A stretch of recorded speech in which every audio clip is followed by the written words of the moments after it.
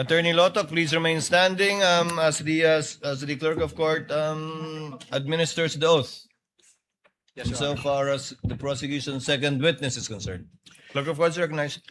Please raise your right hand. You, Jeremy C. Lotok, I, Jeremy C. Lotok, do swear do swear that the evidence you shall give that the evidence that I will be giving in the case now pending in the case now pending between the Philippines and Vice President Sara Zimmerman Duterte between the Philippines and Vice President Sara Zimmerman Duterte shall be the truth, shall be the truth, the whole truth, the whole truth, and nothing but the truth. and nothing but the truth. So help you God. So help me God.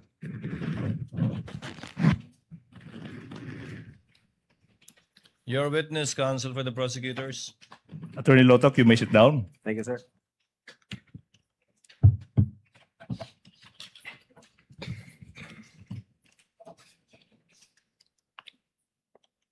Your Honors, the testimony of our second witness, Attorney Jeremy C. Lotok, is offered to prove the following. Number one,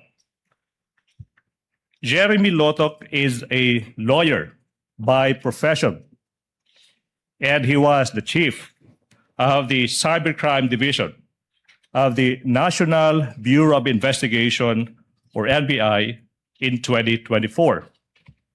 Pangalawa, kasama siya sa NBI team na nagsagawa ng investigasyon sa mga pagbabanta ng Vice Presidente na ginawa sa isang online media briefing noong Nobyembre 23, taong 2024, kung saan diniklara ng Vice Presidente na siya ay kumontrata na ng isang tao para patayin ang Pangulo ng Republika ng Pilipinas, ang unang ginang at ang dating Speaker ng House of Representatives. Pangatlo, napag-alaman ng NBI na ang mga pagbabanta ng Vice Presidente ay seryoso at totoo. Matapos silang isaalang-alang ang mga sumusunod. Una, the manner of the respondent's delivery of the statement that she intended her remarks to be real and serious threats.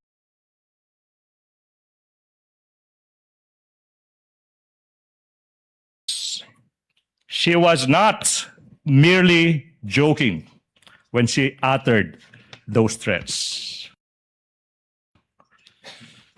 Pangalawa, mga kababayan, even before that fateful press conference on November 23, 2024, bago yung press conference na yan,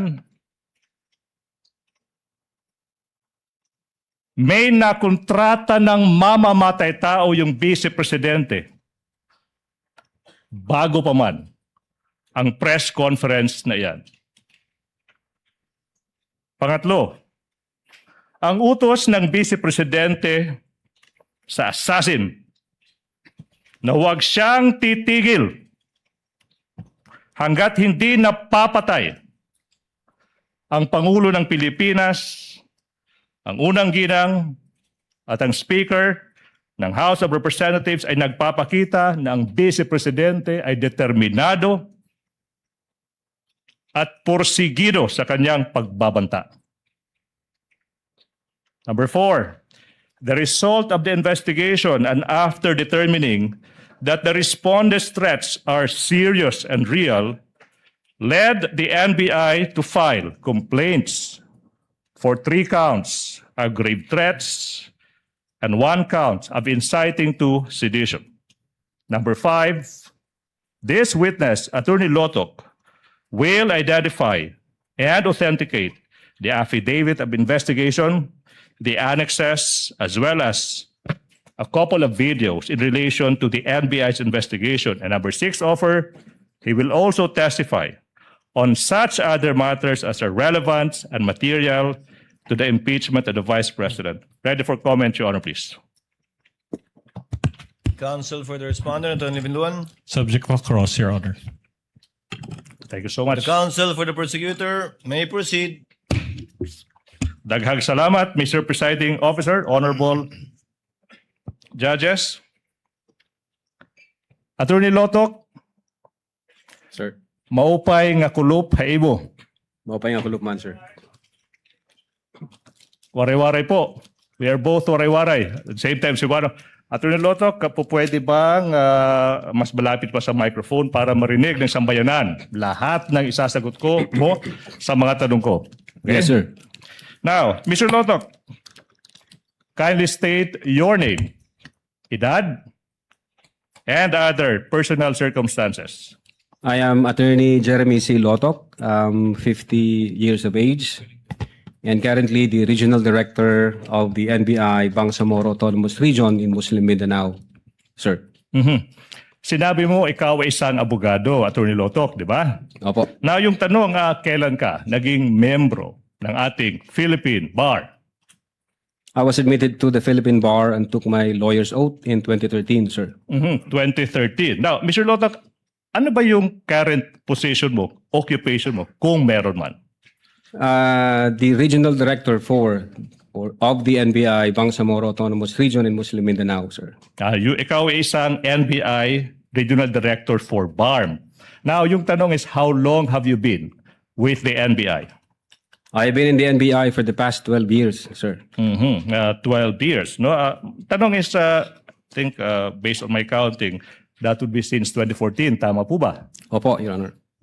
Now, kailan ka ba na-designate as the NBI Regional Director ng BARM? I was designated in January this year as Regional Director of the NBI BARM, sir. January 2026. Now, prior to your designation as the NBI Regional Director for BARM, ano ba yung previous position mo within NBI? I was the Regional Director for Region 4B or Mimaropa, sir. I think July 2025. July 2025 you became. Okay, now, prior to your designation as NBI Regional Director for Mimaropa, what was your previous position kung meron man? I was the Chief of the NBI Cybercrime Division, Your Honor. Chief ng NBI Cybercrime Division. Now, kailan ka? Kailan ka na-designate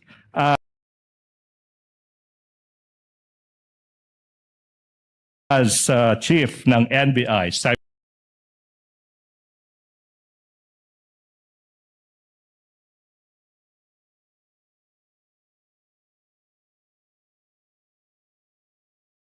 bilang hepe ng NBI Cybercrime Division?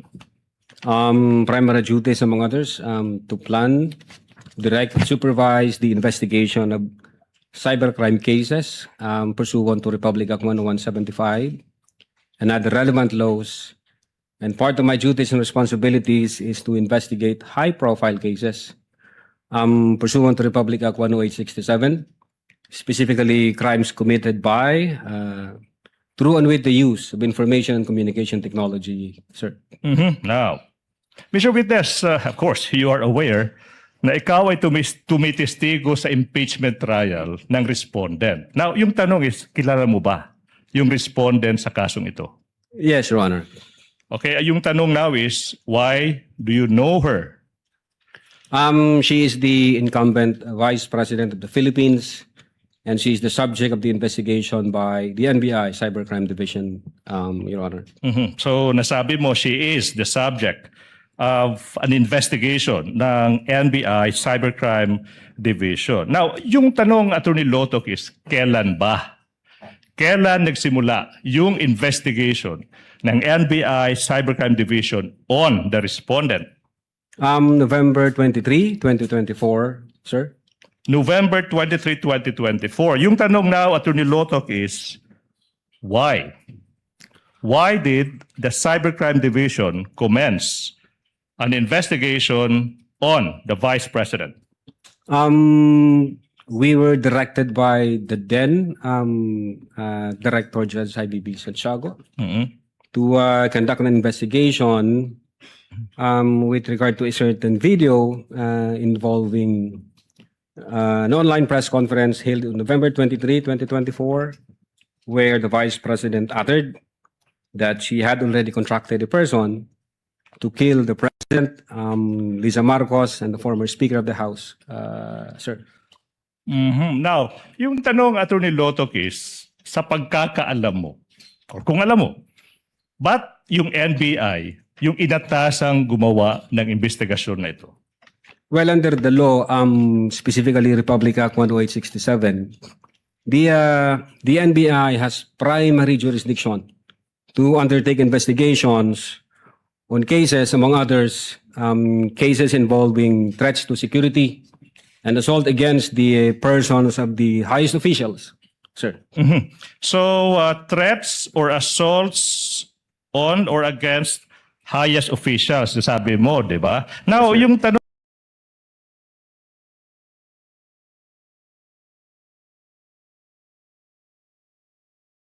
Attorney Lotok, is, sino ba yung mga highest officials na kung may threat or may assault sa kanila, NBI has to do it, an investigation? Sino yung mga officials na ito?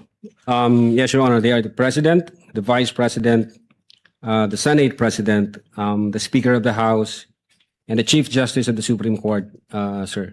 All right. Now, so you mentioned Presidente, Vice President, tsaka yung iba pa. Now, you mentioned, Attorney Lotok, that the NBI conducted an investigation on the respondents' statements during an online media briefing on November 23, 2024. Yung tanong now, Attorney Lotok, is,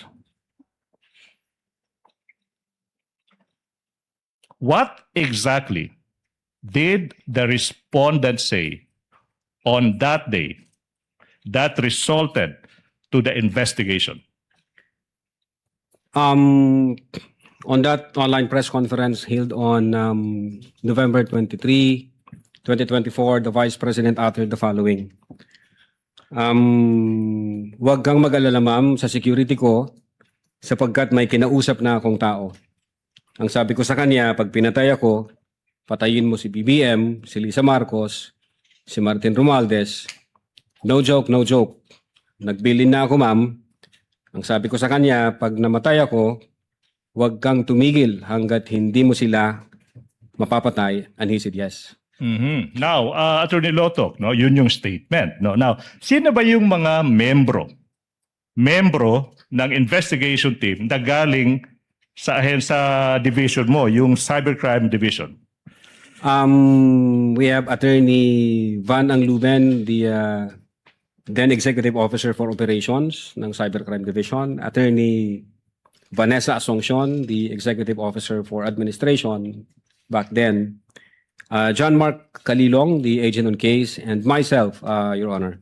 You mentioned Agent John Mark Calilong, Yes, Your Honor. the same person who testified before you. Yes, Your Honor. Now, Mr. Witness, how did your division commence the investigation? I instructed the team, specifically Agent Calilong, that for this particular case, we have to follow the 5 phases or stages of cybercrime investigation, sir. So you instructed John Mark Calilong to follow 4 stages of the investigation? The team and John Mark Calilong, sir. Now, you mentioned, Attorney Lotok, yung 4 stages ng Cybercrime Division for the information ng ating honorable judges sa kanyang publiko. This is the question now. Ano ba yung 4 stages ng investigation na ito? Yeah, Your Honor.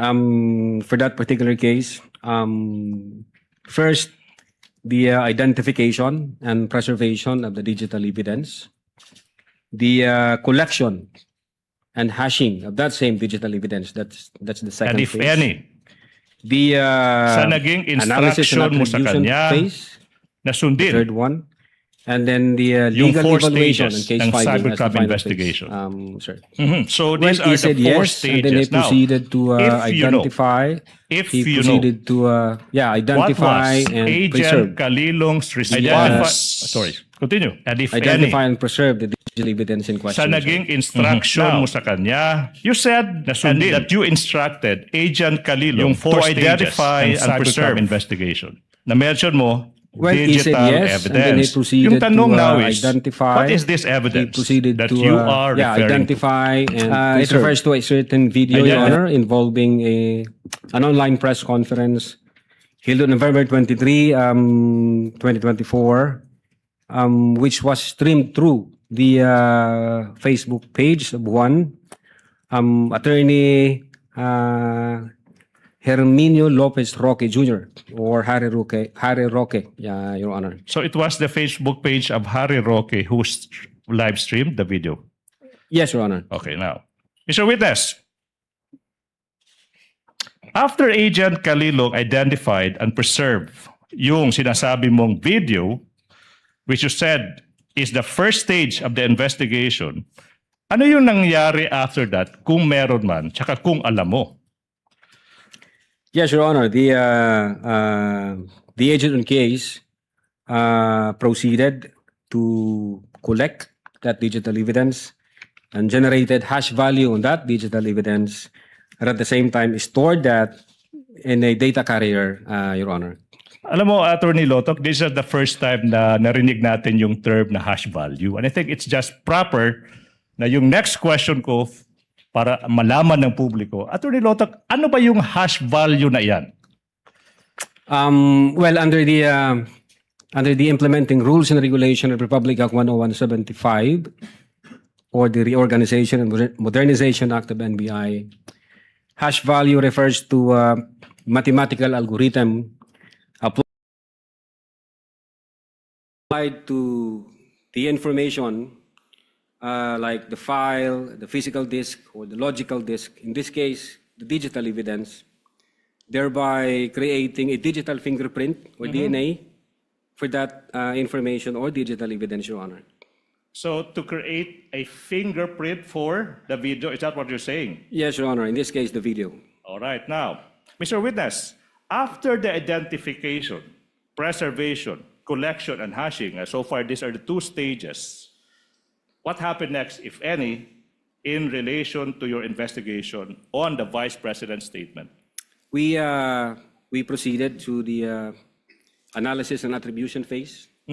Now, ano yung nangyari kung meron man, tsaka kung alam mo, in this analysis and attribution phase? In the analysis, we established the intent, the motive, the capability of the Vice President to carry out the threat she mentioned, as well as we proceeded to identify the individuals present in that press conference on November 23, 2024, sir. Okay, so sinabi mo, you proceeded to identify the different individuals in that video. Siguro yung publiko, they're now interested. So, what happened?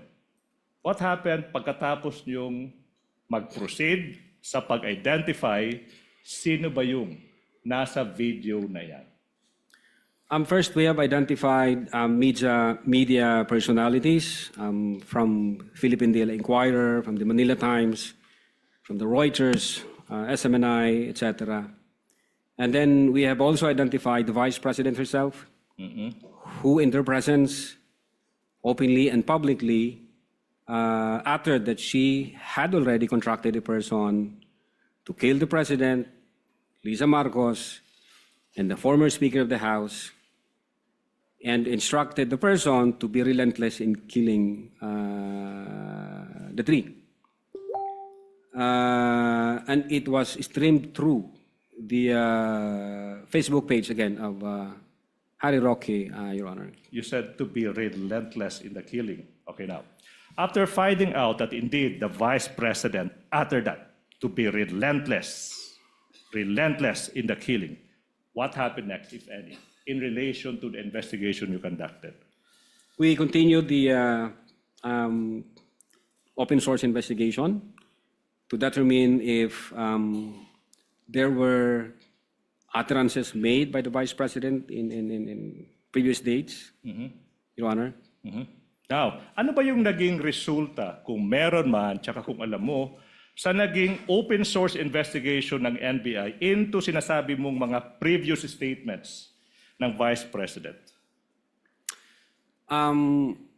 We have found a press conference dated October 18, 2024, streamed through the official Facebook page of the Office of the Vice President. And we were able to identify, for us, being the investigator, at least 3 material lines or utterances made by the Vice President, sir. Okay. So you said in that press conference, sinabi mo you found 3 utterances or statements ng Vice President. Okay, Among now, others, sir, yeah. among others. So let's focus on these 3. Ano ba yung 3 statements na sinasabi mo? Well, the first one, the Vice President uttered, gusto kong tanggalin yung ulo niya ba? And then the second one, the Vice President uttered, I realized toxic na itong relationship, referring to the relationship between the Vice President and the President. And then number 3, I imagine myself cutting his head, Okay na. Your Honor. Recap, sinabi mo gusto kong tanggalin ng ulo niya. And then sinabi mo rin sa third, I imagine cutting his head. Based on your investigation, Attorney Lotok, kaninong ulo ba yung rinirefer ng Vice President na gusto niyang tanggalin? The President of the Republic of the Philippines, sir. Yung ulo ng Presidente ng Republika ng Pilipinas. Opo. What proof, if any, do you have that Uh, the Vice President said this? We have that video, Your Honor, dated October 18, 2024. Now, kung maalala mo, Mr. Witness, saang portion ng video na iyan maririnig yung Vice President, sinasabi yung mga katagang, gusto kong tanggalin yung ulo niya, imagine myself cutting his head. Your Honor, if I may refer to my notes. Your Honor, I move that. Witness may do so. Thank you so much. Thank you, Your Honor.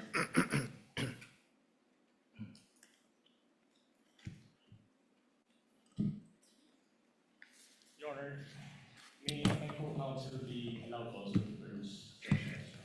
Yes, counsel for respondent may observe as the witness peruses his notes. Your Honor, may we also be allowed to do the same through Similar Attorney order Stephen with Maganon? respect to the counsel for the prosecutor.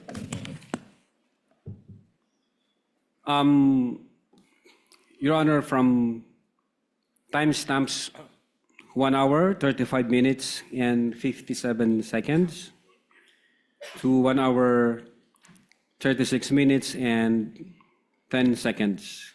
And then 1 hour, 36 minutes, and 52 seconds, and then 1 hour, 36 minutes, and 58 seconds. Okay, so far, Your Honor, for the record,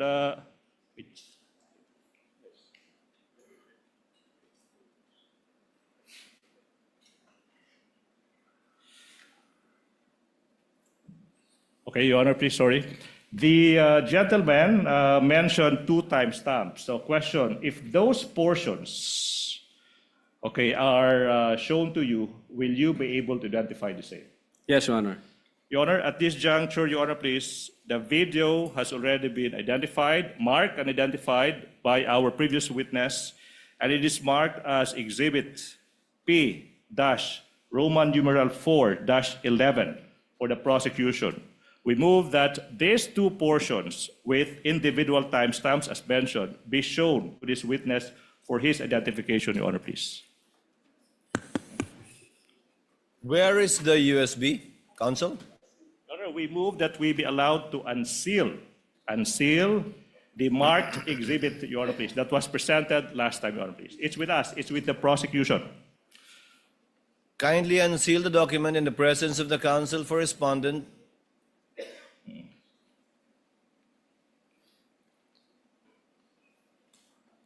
Witness is instructed to unseal the USB.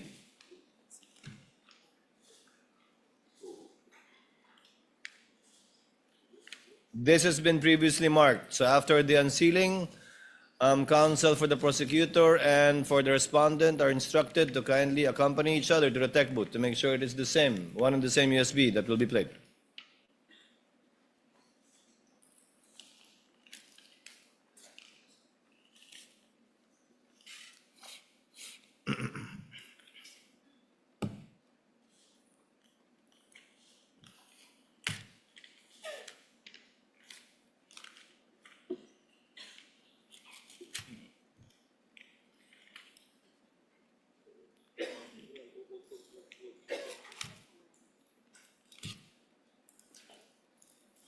Kung may bala kayong buksan uli, huwag nyo na masyadong i-tape na madami. Para hindi masyado matagal pag i-unseal.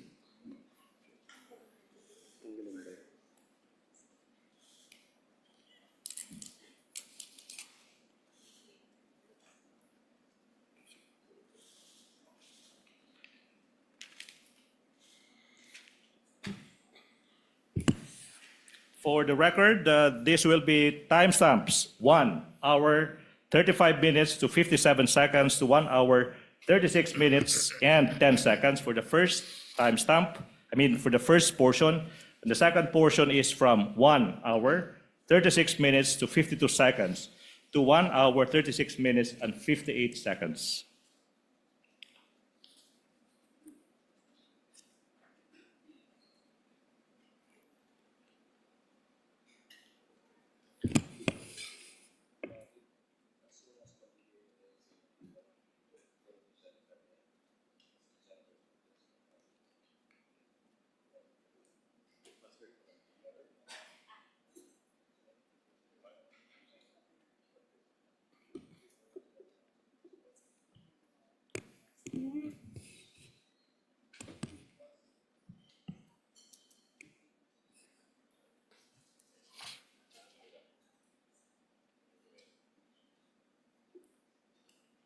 Ayaw.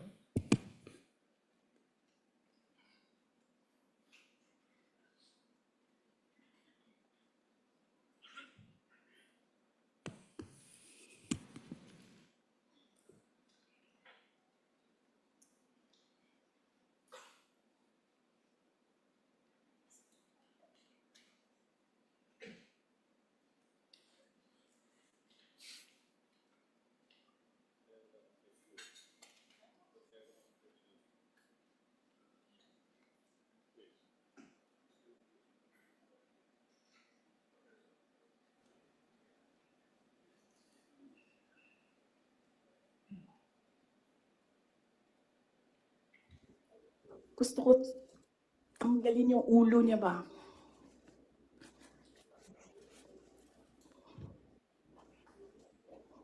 I realized toxic na yung relationship.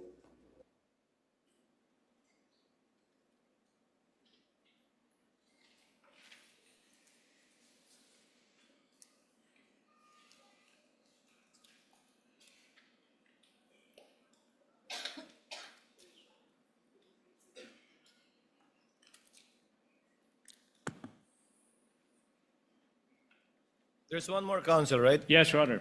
Waiting for the second video. Consisting of 6 seconds only, Your Honor, please.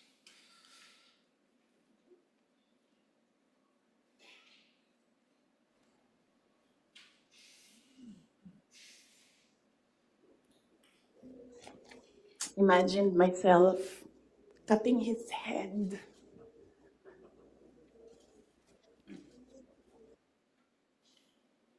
Okay, thank you so much, Your Honor, please. May proceed, Your Honor, please. Counsel may proceed. Mr. Witness, what relation, if any, do those videos have, portions of the videos have, with the video you mentioned earlier? That's the same video I mentioned, Your Honor. Okay, thank you so much. Let's proceed. Attorney Lotok now. After you discovered these previous statements by the Vice President, what happened next, if any, in relation to the investigation you conducted on the Vice President's statements on November 23, 2024? Yes, Your Honor. We have also discovered reactions from the recipients specifically from the President himself, the Speaker of the House, relevant government agencies tasked to secure the life of the President and the national security, Okay. Your Honor. Thank you so much. You know, Mr. Witness, let's focus on the President kasi it's his head eh. Ulo ng Presidente yung gustong tanggalin ng Vice President. Let's focus on the President. Now, what did he say again in particular? If I may refer to my notes, sir. Your Honor, You may do so. Thank you, Your Honor.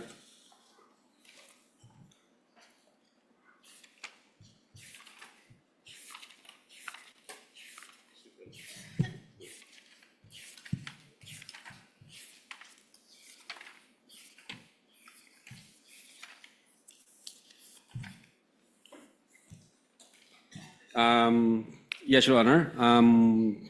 Among others, quote, nakakabahala ang mga pahayag na narinig natin nitong mga nakaraang araw. Nandyan ang walang pakundangang pagbumura at ang pagbabanta ng planong ipapatay ang ilan sa atin. Kung ganun na lang kadali ang pagplano sa pagpatay ng isang presidente, paano pa kaya ang mga pangkaraniwan na mamamayan? Yang ganyang kriminal na pagtatangka ay hindi dapat pinalalampas. Yan ay aking papalagan. Unquote. now, thank you so much. Okay. Attorney Lotok, you said that the former Speaker of the House of Representatives also gave yung tugon niya sa naging mga pagbabanta ng Vice Presidente laban sa buhay niya. Could you just summarize exactly ano ba yung tugon ng former Speaker ng House of Representatives?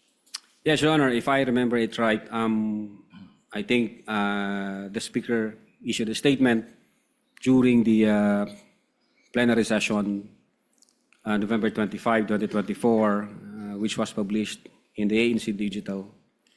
And among others, the former Speaker stated that the utterances were dangerous, unprecedented, isa itong banta sa demokrasya at sa seguridad ng bansa. Alright, now, Mr. Witness, Attorney Lotok, sinabi mo rin na may mga ahensya ng gobyerno na nagbigay din ng kanilang tugon sa mga pagbabanta ng Vice Presidente. If you may, anong mga ahensya na ito? Yes, Your Honor. For one, the Presidential Communications Office, the Philippine National Police, the National Security Council, and the Armed Forces of the Philippines. Okay. Let's focus on muna sa Presidential Communications Office. Ano ba yung statement ng Presidential Communications Office kung alam mo? If I remember it right, the PCO classified the threat as an active threat As an active threat. and directed the Presidential Security Command to, I think, investigate the matter. As an active threat. It was the Executive Secretary who directed the Presidential Security Command, sir, based on that statement. Okay. Now, sinabi mo rin yung Philippine National Police. Yung tanong is kung maalala mo, ano ba yung sinabi ng PNP in response sa naging mga pagbabanta ng Vice Presidente sa buhay ng Presidente sa kayong dalawa pa? Your Honor, if I may refer to my notes. Your Honor? You may do so, Your Honor. You may do so, Mr. Witness. Thank you, Your Honor.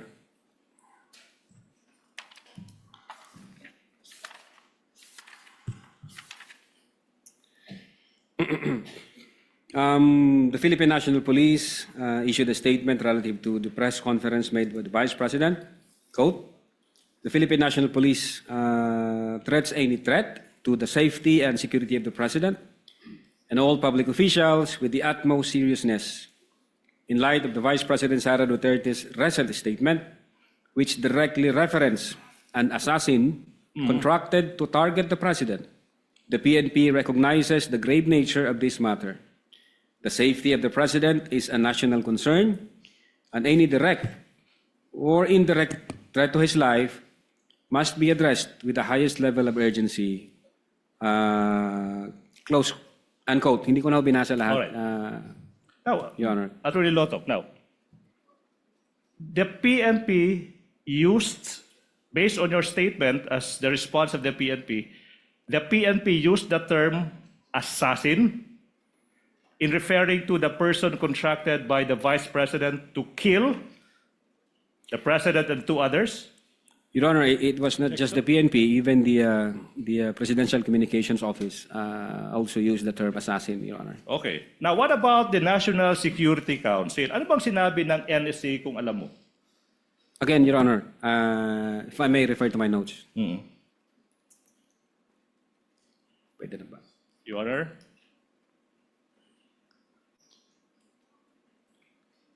Your Honor? May the witness be allowed to refer to his notes once more? You may do so, Mr. Witness. Thank you, Your Honor.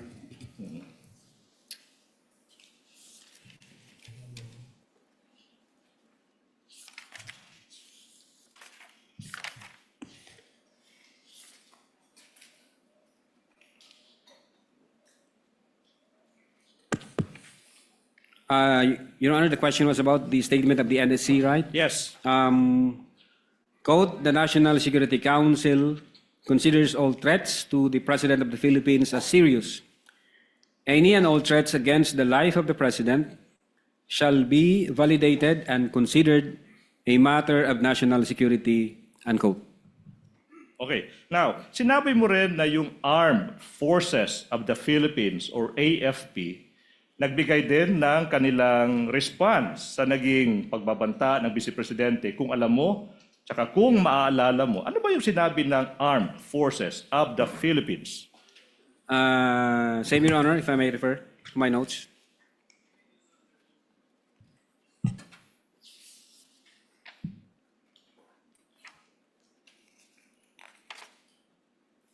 Just a minute, Your Honor.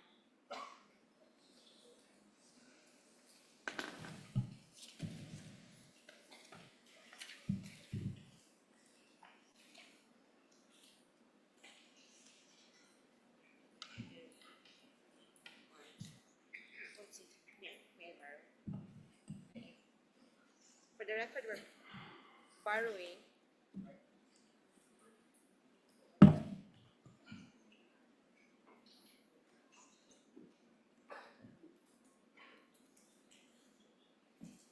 Just for the record. For orderly proceeding, Your Honor, please, I think it's proper for attorney season to ask to be recognized first. Yes, Your Honor, we will do that. If I may be recognized, Your Honor. Depends. What is the pleasure of Attorney Counsel for Respondent Attorney Season? We'll just state an observation on the notes. Your Honor, I think Counsel, you we must be agreed recognized first. that only one counsel shall speak insofar as the presentation of a witness is concerned. This was objected to by the counsel for respondents, even if it was asked for by the counsel for the prosecutors. Your Honor, We will do that, for the Your record, Honor. we are not objecting, but for a properly proceeding attorney season. Counsel, should be it's asked to be okay. The chair will recognized. make a ruling. Attorney Vinluan can Thank you. handle Thank you, that. Your Honor. With your permission, Attorney Season. Your Honor, I'd just like to share the observation that the witness is reading from notes, from his notes and not directly from the document that he identified. And if I may reply to that, Your Honor, to that non-issue, Your Honor, if I may. Yes, Your Honor. Your Honor, there's nothing. Yes, counsel for the prosecutors. Your Honor, wala po sa rules na kailangan na yung tugon ng isang witness, sinabi niyang notes, dapat based sa isang dokumento. In fact, Your Honor, please, yung iniisip ng ating rules, yung mga notes na ginawa mismo ng witness. For the public, if you're interested, you may look at Rule 130, Section 16 ng Rules of Court. Andun yun, pwedeng tingnan ng isang testigo yung notes na ginawa niya. Rule 130, Section 16, Honor, please. Before I recognize counsel for respondent, Senator Judge Lacson, what is your pleasure, sir? Thank you, Mr. Presiding Officer. This is relevant to the discussion. The gentleman may proceed and he has 2 minutes. Yes.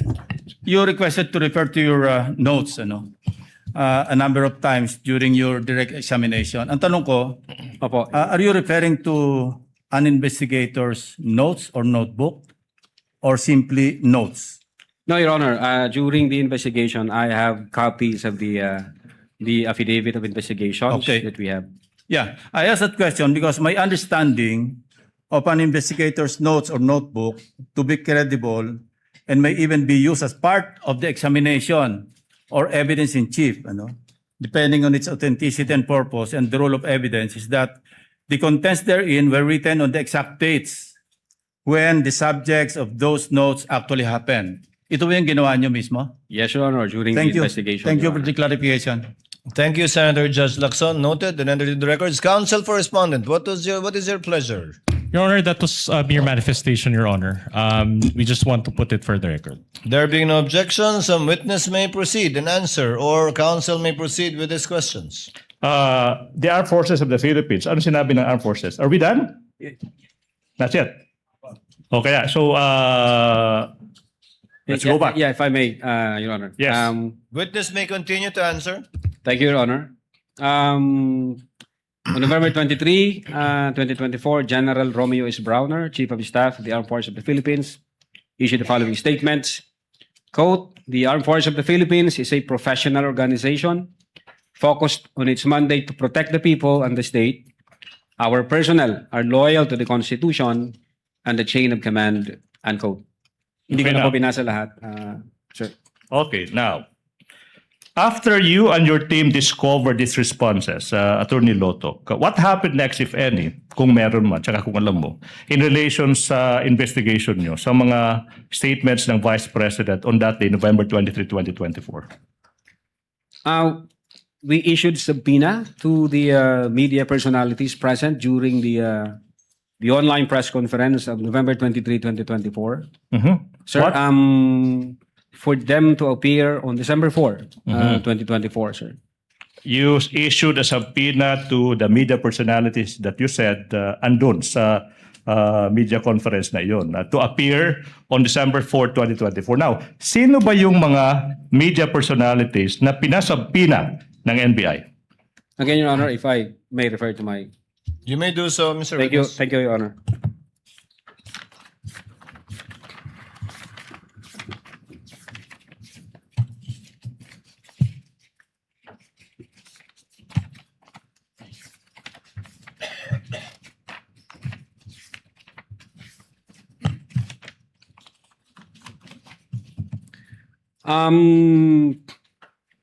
First to the late Dempsey Sidin Reyes of the Philippine Daily Inquirer, and then to Red Whore Marky J. Mendoza of the Manila Times, Bons Magsambol of Rappler, Ana Rosario Malindo Uy of the Manila Times, Jason Rubrico of the SMNI, and Mikael Flores of the Reuters, Your Honor.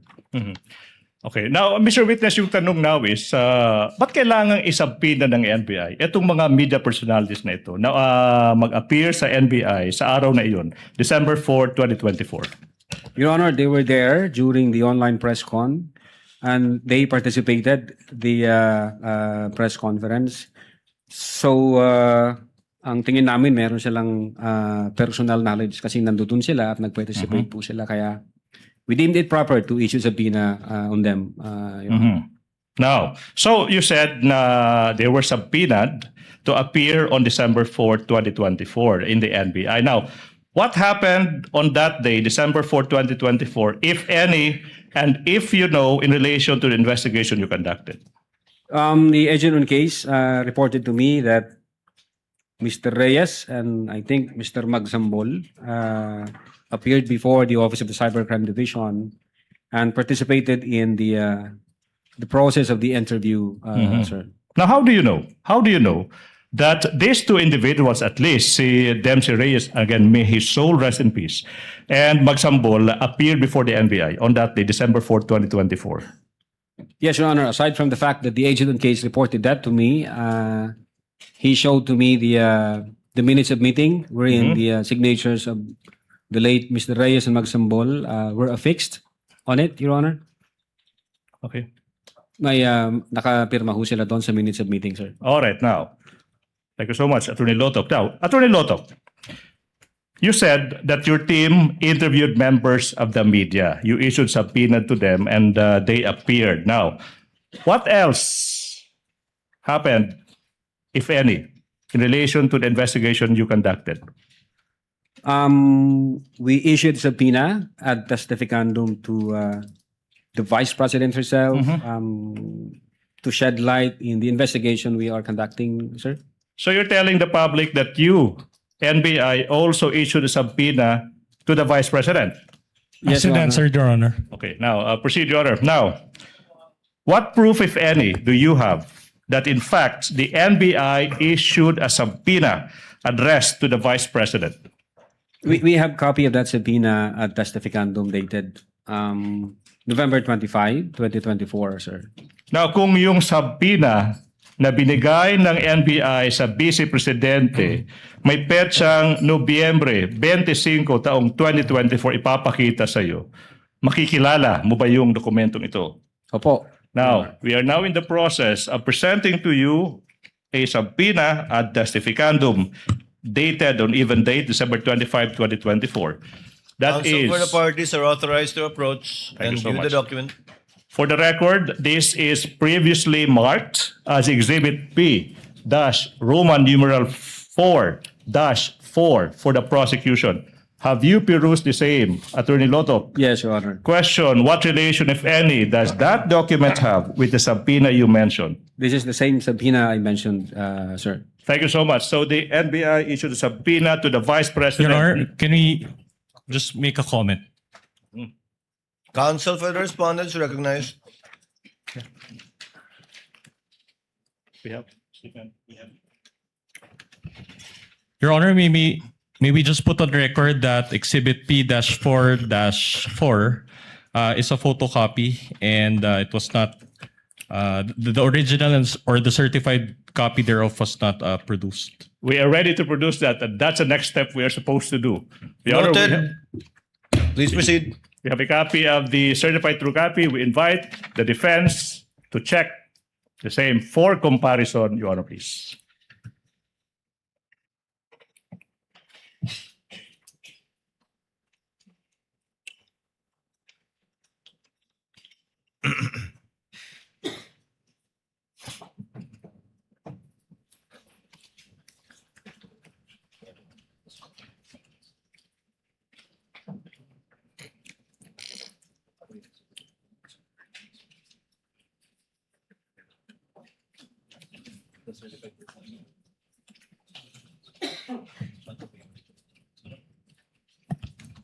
Counsel for the respondent. Your Honor, it is a faithful reproduction of the certified true copy, Your Honor. Noted for the records. May Counsel proceed, for Your the Honor. prosecutors may proceed. Now, Mr. Witness, we would like to know how did the Vice President respond, if any, if at all, and if you know, to the NBI subpoena issued to her? Well, the Vice President did not appear, Your Honor. Instead, she sent her lawyer, Attorney Paul Lawrence Lim, if I'm not mistaken. Okay, she did not appear. Yes, As Your Honor. answered. Okay, now, question. If you know, what was the Vice President's reason for failing to appear at the NBI, in the NBI, despite the subpoena issued to her? I think the Vice President, in effect, was saying there were office matters to tend to, so she cannot attend the scheduled subpoena date, sir. Office matters. Now, how did the respondent, the Vice President, inform you that she could not attend the subpoena because she was attending to, quote, office matters, unquote? There was a letter, I think, dated November 28, 2024, which was submitted by the counsel of the Vice President, sir. So the letter, December 20, 2024. Now, kung yung kopya ng letter na yan ipapakita sa iyo, ma-identify mo ba yung letter na ito? Opo, Now, Your Honor. we are in the process of showing you a copy of the letter dated November 28, 2024. Counsel for the prosecutor may approach, as well as counsel for the respondent.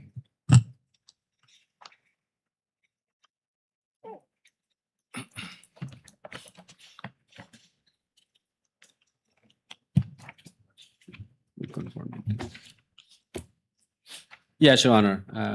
This is the same letter that I mentioned. Your Honor, can I make a manifestation on these points? The prosecutor may proceed. Your Honor, the letter from the Vice President's lawyer is not marked an exhibit. At this juncture, Your Honor, please, if the defense will agree, we move that the same be marked as an additional exhibit for the prosecution, and the specific marking that we are asking the court to follow is Exhibit P-Roman numeral 4-32 for the prosecution, Your Honor, please. Counsel for the respondent. We have no objection to that, Your Honor. So ordered. So marked.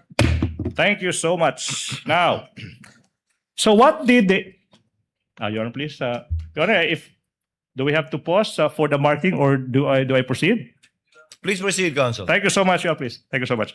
Now, so what did the NBI do? Anong ginawa ng NBI after yung Vice Presidente hindi sumipot sa NBI despite the subpoena, kung meron man? Yes, Your Honor. We deemed it proper to issue another subpoena to give the Vice President another time so she can prepare. And at the same time, in reply to the letter submitted by the lawyer, we issued also a letter dated December 2, 2024, because the Vice President in that letter from her lawyer was asking copy of the complaint and the question to be propounded by the NBI to the Vice President. All right. Now, let's go to that letter, Attorney Lotok na. Puntahan natin yung letter na iyan. Now, kung alam mo, ano ba yung sinabi ng NBI sa letter na iyan na pinadala sa Vice President after hindi siya sumipot despite the subpoena sent to her? Your Honor, the document would speak for itself. No need for the witness to read. I think the counsel Witness may is... answer Yes. if he knows. Yeah, among others, sir,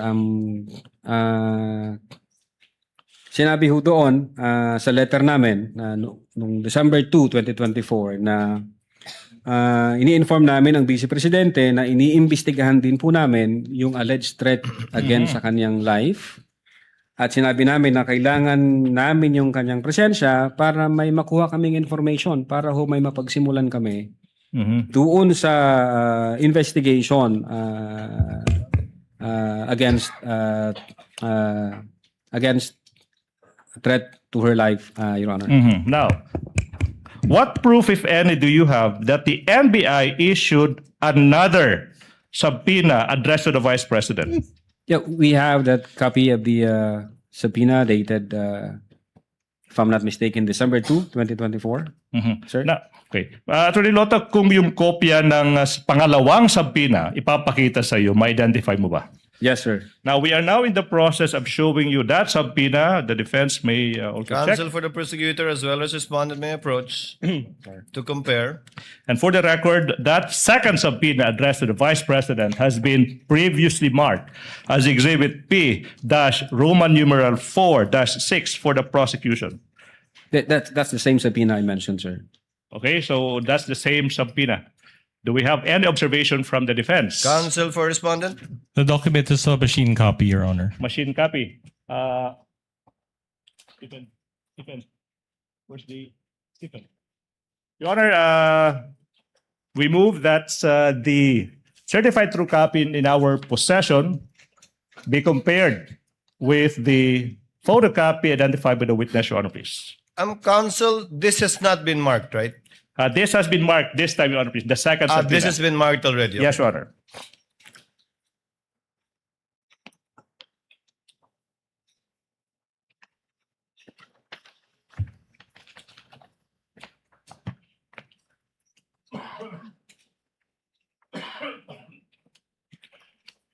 Same observation, Your Honor, as the last document. Meaning it is a photocopy? It is the same as the photocopy of the copies are the same, but it is not the original, just a photocopy of the original, Your Honor. That was certified. Wait, so I do not get it, counsel. Your Honor, the other document that the prosecution is showing is a certified copy, Your Honor. So in other words, it is the same as the photocopy that was previously marked, Your Honor. But certified. Correct, Your Honor. Noted. thank you. You may proceed. Now, you also mentioned, Attorney Lotok, yung isang letter, this time, it's dated December 2, 2024. Now, kung yung letter na iyan ipapakita sa'yo, ma-identify mo ba ito? Yes, sir. Now, we are in the process of showing you a copy of that letter that is previously marked as Exhibit P dash Roman numeral 4 dash 5 with submarking P dash Roman numeral 4 dash 5 small letter A. May you peruse the same and answer the question. After perusing the document, what relation, if any, does this document have with the one you mentioned? The same document that I mentioned, sir. Okay, thank you so much. Now, Mr. Witness, sa pangalawang subpoena, Your Honor, the document again is a photocopy, machine copy. Your Honor, we move that the certified true copy that we have in possession be compared with the photocopy that is marked in exhibit for the prosecution, Your Honor, please. Counsel for respondent is instructed to so view the certified true copy and make the corresponding manifestation of their observation. Faithful reproduction of the certified copy, Your Honor. Noted. Thank you so much. Counsel, Proceed, may Your Honor. Now, Attorney Lotok, ano ba yung naging tugon, kung meron man, tsaka kung alam mo, ng Vice Presidente sa pangalawang subpoena na inisyo ng NBI? Yes, Your Honor. The Vice President again did not appear, but instead sent her lawyer with another letter. Another letter. Yes, Your Honor, submitted to the Office of the Cybercrime Division. Okay, now, kung alam mo, ano ba yung nilalaman ng letrang iyan, yung pangalawang letter ng Vice President in response to the second subpoena ng NBI? If I remember it right, sinasabi doon we must state the obvious. The NBI is under the administrative supervision ng Secretary of Justice, who is an alter ego of the President. And the Executive Secretary is the chief alter ego. So, minarapat daw niya makinig sa kanyang counsel at hindi na mag-appear sa subpoena ng NBI, Your Honor. Now, kung yung, what proof, if any, do you have of that letter? We have copy of that letter, Your Honor. Kung yung kopya ng letter na yan ipapakita sa iyo, ma-identify mo ba? Yes, Your Honor. Now, we are showing you a copy of the letter dated December 10, 2024. The question after you peruse the same, what relation, if any, does that document have with the letter you mentioned? The same document that I mentioned, sir. Your Honor, manifestation, the same letter coming from the Vice President's counsel is not marked in exhibits by the prosecution. Same with the previous letter, we move that the same, with agreement from the defense counsel, be marked as our exhibit P dash Roman numeral 4 dash 33 for the prosecution. It is a photocopy of that letter, Your Honor, please. What does counsel for the respondent say? No objection to that, Your Honor. No objection. Thank you so much. Noted. Kindly have it marked.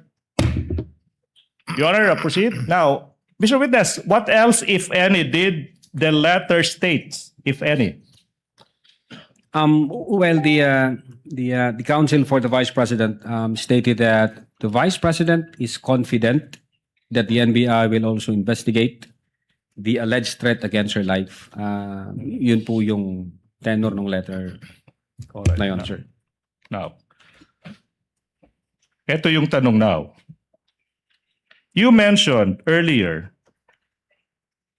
that the Vice President stated that she already contracted an assassin to kill the President and the two others. Now, Attorney Lotok, wait, not yet done. No question yet. Please proceed, counsel. As the head of the investigation team, what was your impression of the Vice President when she declared that she already contracted an assassin to kill the President, the First Lady, and the former Speaker of the House of Representatives. Objection, Your Honor. Calls What for an ground? opinion. Opinion. You may cite the rule, Your Honor, please. And misleading as well, Your Honor. She never mentioned the word assassin. Your Honor, the term, may I reply to that, Your Honor, please? Counsel for the The term prosecution is recognized. assassin had a fiction. It is the same term used by the PNP and by the PCO. So it's not plucked out of thin air, Your Honor, please. So we have basis for using the term assassin. But Your Honor, the counsel mentioned that it was VP Saro who mentioned it, and that was phrased in his answer. So we are objecting to that, Your Honor. With the understanding that the witness will base his answer on his investigation or knowledge insofar as the investigation that he himself conducted and led is concerned, and not as a conclusion of fact and law. The witness may answer. What was your impression? Yes, Your Honor. To me, as the chief investigator at that time, the utterances made by the Vice President was serious, and the threat was real and actual, sir. It Mr. was- Witness, if I may intercede, counsel, is this contained in your investigation report? Yes, sir. You may proceed, counsel. Proceed. Seryoso tsaka totoong pagbabanta. Now, what made you say that? Na yung pagbabanta ng Vice Presidente ay both seryoso at totoo. Well, Your Honor, we considered the content and context of the utterances made by the Vice President in November 23, 2024, as well as the utterances made by the Vice President in October 18, 2024, and the reactions from the recipients, as well as reactions from several government agencies, sir. Content and context. Now, exactly, yung tanong is, exactly, how did you analyze the content and the context of the entire press conference? We considered several factors, Your Honor, in the analysis of that content and context. Several factors. To be exact, kung alam mo, ilang factors kinonsider nyo? At least four. At least four. Your Honor. Number one, the delivery or manner in which the utterances were spoken. That's one. Number two, the literal meaning of the statement, Your Honor. Number three, the nature of the instruction, and number four, the relationship between the parties, sir. So four factors. Now, Attorney Lotok, let's go to the first factor, no? Let's go to the first factor. The delivery of the manner in which the threats were spoken. What made you say that the respondent was both serious and real when she uttered those threats? Objection, Your Honor. Calls for an opinion. Your Honor, Your Honor, if I may. Based on his investigation, counsel, he may testify as to that. Witness may answer.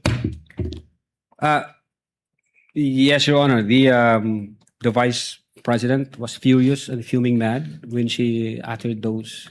Could you repeat it? Furious and Fuming mad, sir. fuming mad. Furious and fuming mad. Now, what made you say na yung Vice Presidente was both furious, and fumingly mad?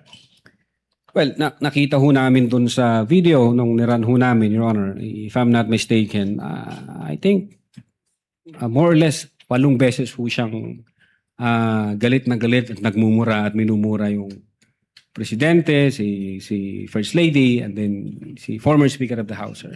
8 beses. If I'm not mistaken, more or less, sir. Now, and then you're referring to the video. Now, in what particular portions of the video, okay, did the Vice President hurl invectives or sa Tagalog, pagmumura kung sa Cebuano, pamalikas, kung hawaray-waray, Buyayaw. buyayaw? Mga ilang beses? 8? In what particular portions? Your Honor, if I may refer to my notes. You may do so. Thank you, Your Honor.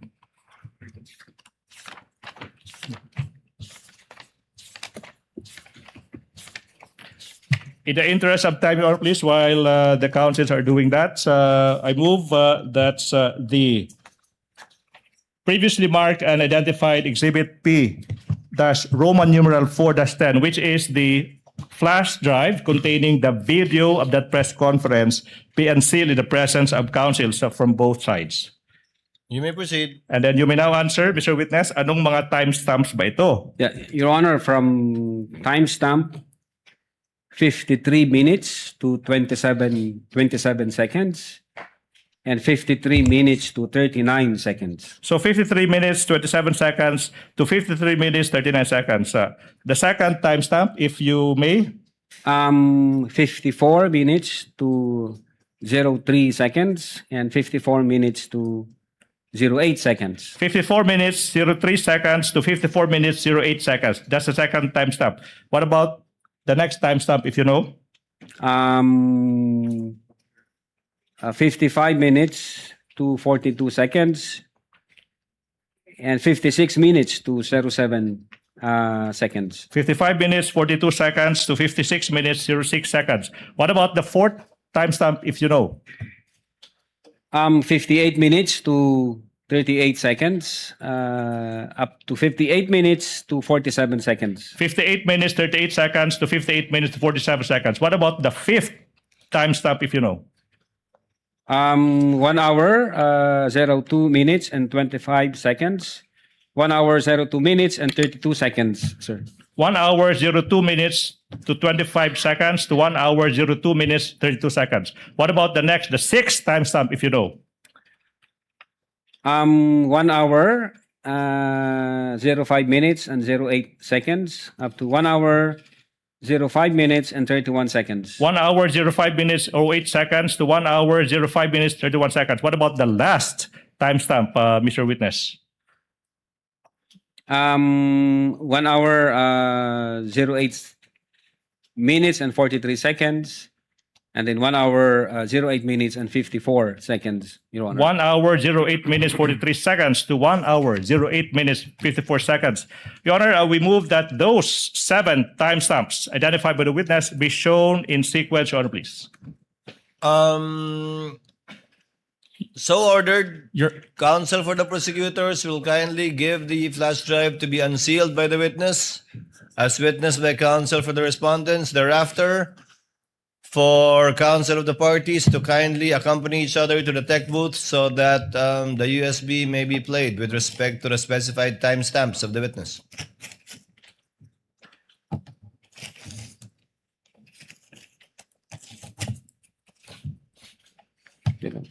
Punitin, okay lang.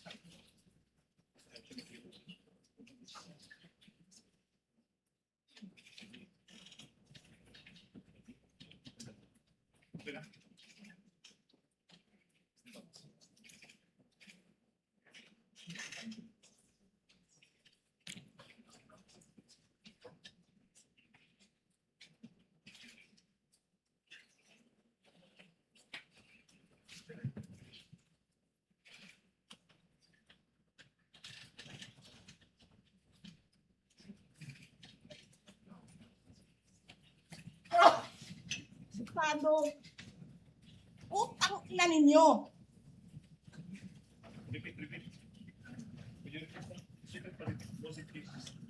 Sino ang corrupt? Yung mga congressman na yan na nag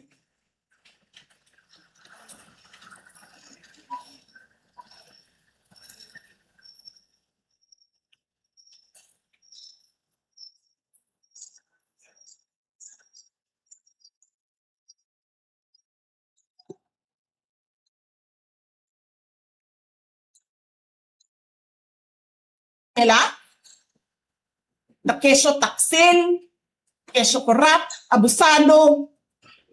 Putang ina ninyo.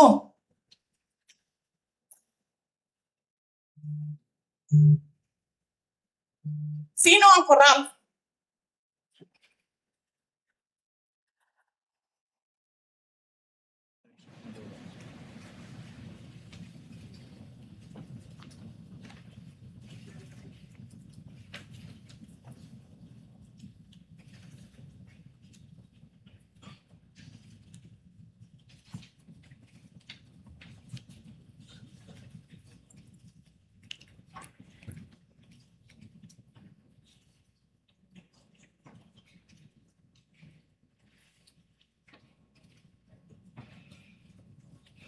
Itong ginagawa ko eh. Putang ina, hindi mo pala gusto ginagawa mo eh. Bakit mo sinisira pangalan ko? Joel Chua.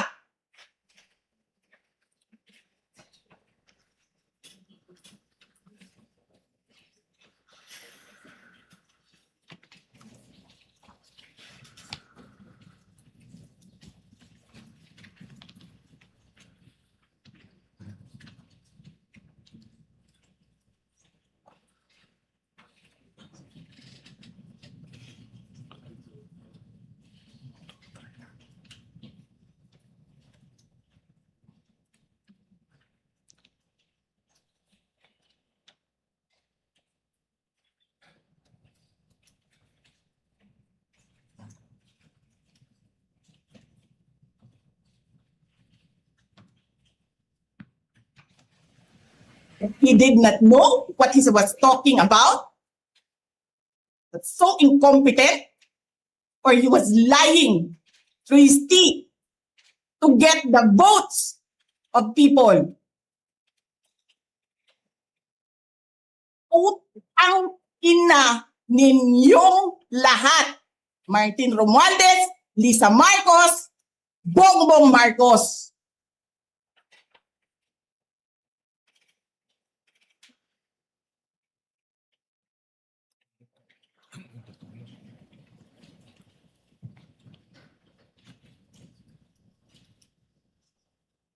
I think we have two more.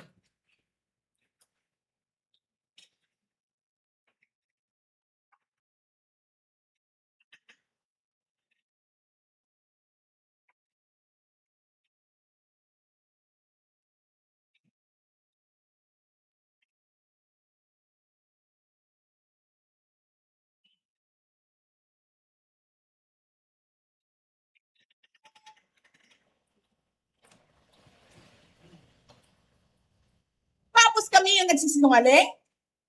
Nagpipigil ako eh.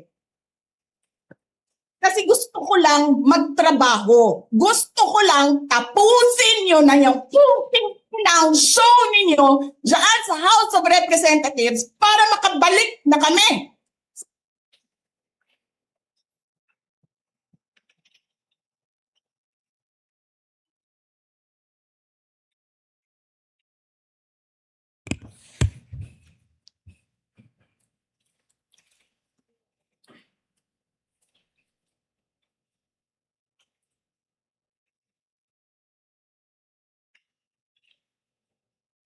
I think we have two more. Ang ina ninyo.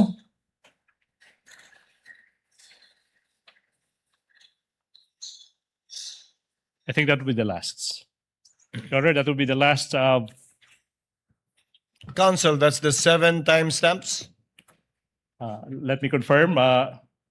Attorney Magallon.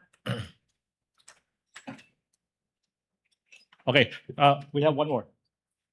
We have two more, Your Honor, please. I was told we have two more timestamps, Your Honor, please. Two more. Thank you.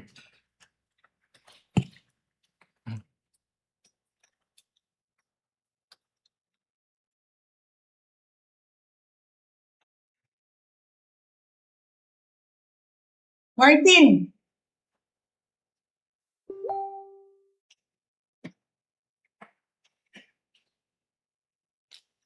Nangangampanya tayo. Nakasakay tayo sa eroplano. Magkatabi tayo. Nagre-reklamo ka, putang ina ka, walang pera.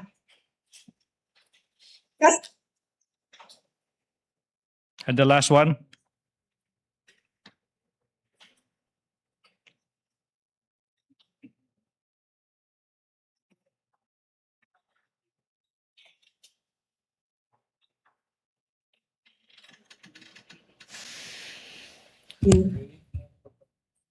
Maalis mo man ako sa presidential days, hindi pa rin ikaw ang presidente, king ina mo.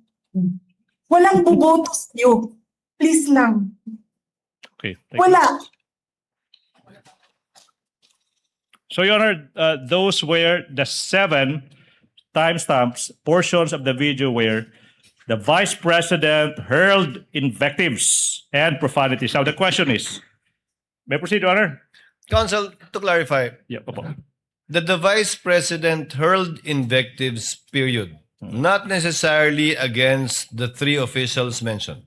Most of them were against the 3 officials, Your Honor, please. I only counted or heard 1 or 2. Out of the 7, I heard Representative Chua, but he's not one of the subject matters of this case. But just for the record, does the witness confirm that? Out of the 7 timestamps, there are approximately 2 or 3 that mentioned either all 3 or 1 of the top officials. Would that be correct, Mr. Witness? I think more than that, sir, if you can see the Make your context. voice louder, louder. If I'm not mistaken, I think 5 times referring to either Martin Romualdez or Liza Marcos or the president. The rest were either congressmen or a particular congressman. If I'm not mistaken, sir. Yeah.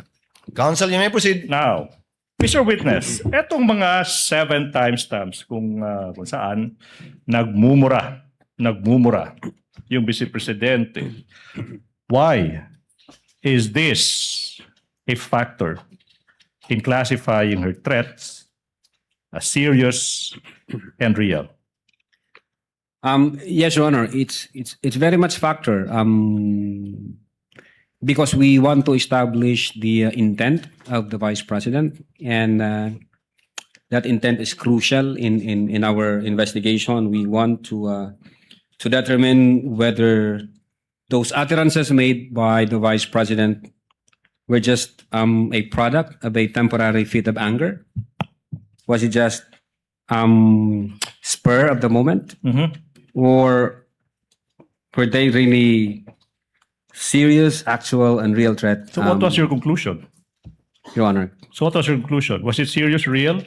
Yeah, Your Honor. Okay. Serious and real. Let's go to factor number 2. So 2 out of 4 factors. Now, sinabi mo yung literal meaning ng mga utterances ng Vice President. Yung literal meaning, why is this a factor in your conclusion na seryoso at totoo yung pagbabanta ng Vice Presidente? Yes, Your Honor. Klaro po dun sa utterances ng Vice Presidente.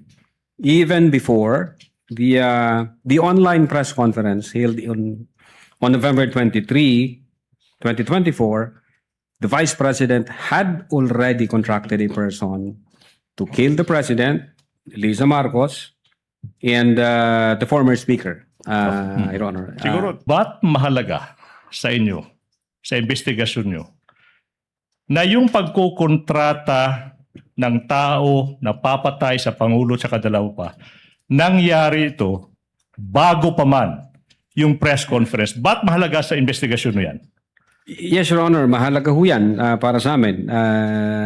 Basically, it's indicative of intent that the utterances was deliberately made up by the Vice President. And it really shows serious, actual, and real threat, Your Honor. All right, now, Attorney Lotok, let's go to the third factor. Yung third factor is now sinasabi mo, yung nature ng instruction. Now, could you tell the public and the court, ano bang ibig sabihin ng factor number 3, nature of the instruction? Yes, Your Honor. In those utterances, the Vice President said, wag kang tumigil hanggat hindi mo sila mapapatay.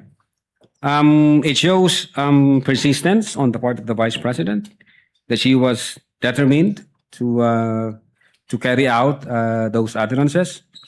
And from the point of view of law enforcement agency like the NBI, it's alarming for us, sir. It is alarming from the point of view of law enforcement agents. Now, in Tagalog, if you may, ba't mo nasabing nakaka-alarma yung sinabi ng Vice Presidente na yung instruction na huwag kang titigil hanggat hindi mo napapatay ang Pangulo, ang unang ginang, at ang former Speaker ng House of Representatives? Ba't mahalaga? Ba't alarming yan? Well, Your Honor, pwede hong mag-take advantage yung ibang grupo dyan, ibang individual. God forbid may mangyari sa Vice Presidente for one reason or the other. Mati-trigger ho ngayon yung instruction, and then papatayin ngayon yung, God forbid again, ang Presidente, si Lisa Marcos, ang former Speaker. And in fact, even yung triggering na phase na yon, pwedeng mag-take advantage doon yung ibang grupo, thinking na pag in-assassinate natin ang tatlo, ang sisisihin ang Vice Presidente. So marami hong anggulo, Your Honor, para ho sa amin sa law enforcement.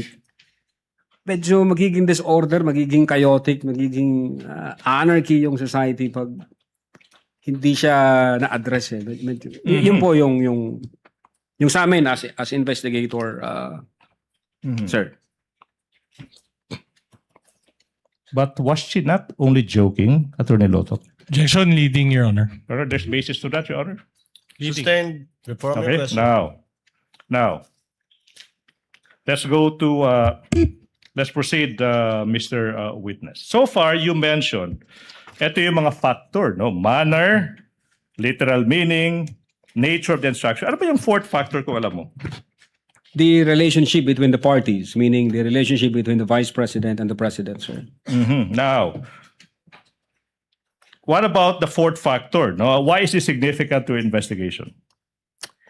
Well, in one of the utterances made by the Vice President, she characterizes the relationship with the President as toxic. Your Honor. Toxic. If I'm not mistaken, at least 3 times niya binigkas yung term na toxic, referring to the relationship between her and the President, sir. Now, what were your reasons, if any, that made you conclude na nasabi na ng Vice President na toxic yung relationship niya between her and the President? Objection calls for an opinion, Your Your Honor. Honor, investigation. Witness may answer part of his investigation. Una, yung resignation niya as Secretary ng Department of Education. Pangalawa, yung utterances niya noong October 18, nung sinabi niya na I realize toxic na itong relationship. Gusto kong tanggalin yung ulo niya ba? And then I imagine myself cutting his head. What else, if any? The reaction of the recipient of those utterances, Your Honor. The reaction from the President himself, sir.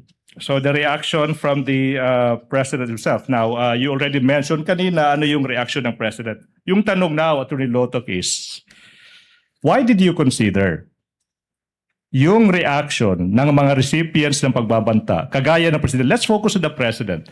Ba't nyo kinonsider yung reaction nila? Well, we want to establish whether the recipient of those utterances felt intimidated by those statements, or did they took it serious and actual threat. Material ho sa amin yun, Your Honor, if only to establish the mens rea of Mens rea Yes, ng sir. krimen. Now, let's focus on the President. No, let's focus on the President. Ito yung premise now. Based on your investigation, no, what was your impression of the President based on his reaction? Was he intimidated? Well, yung opening statement ng Presidente, ang sabi niya, nakakabahala. ang mga narinig natin itong mga nakaraang araw. Ito'y isang kriminal na pagtatangka. Papalagan ko to. Yes, Your Honor. The President took the threat by the Vice President as serious and real.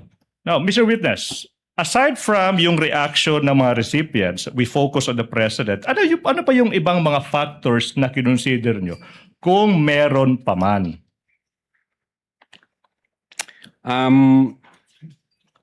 Yes, Your Honor. We find it. This is from the point of view of the investigator. We find it disturbing when we try to compare the utterances made in October 18 and the utterances made in November 23. And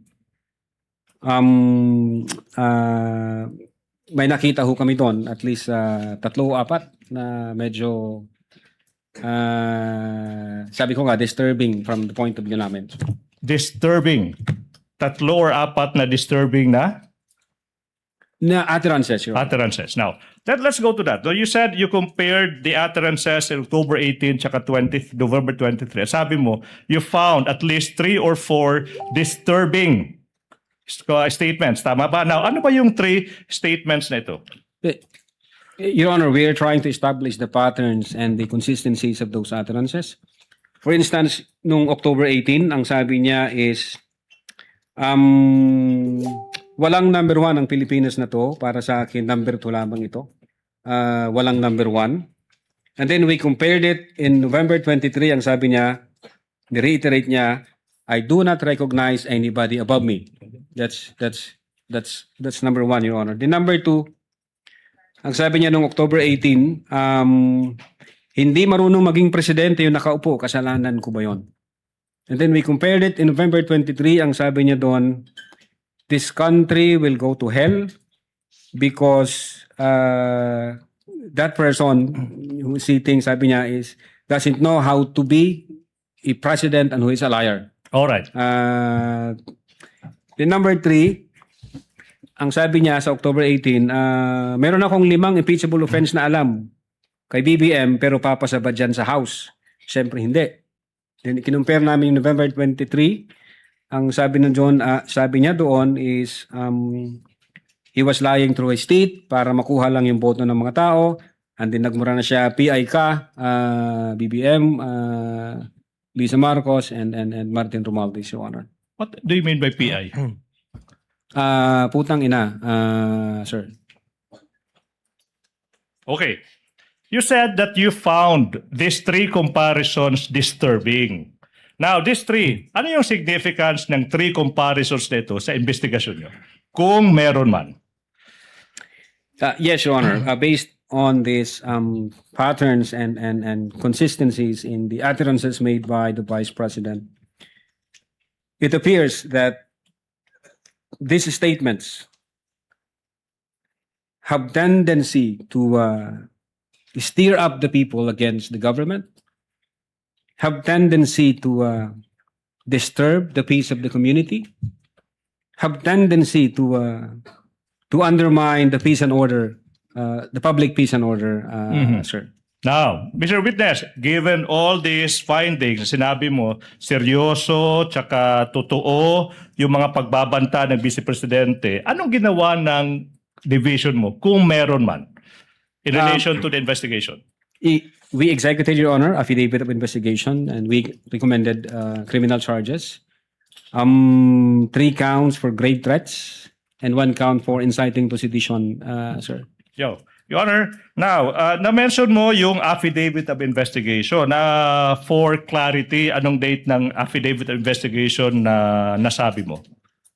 February 10, 2024. February 10. 2025, sir. February 10, kung yung affidavit of investigation and the annexes ipapakita sa iyo, ma-identify mo ba yung affidavit na ito? Yes, sir. I'm showing you now a copy of the affidavit of investigation.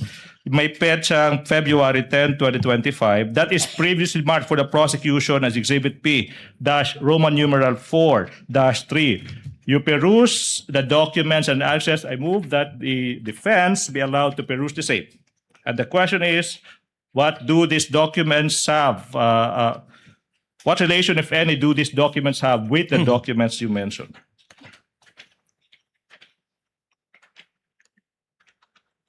Counsel for both parties may approach.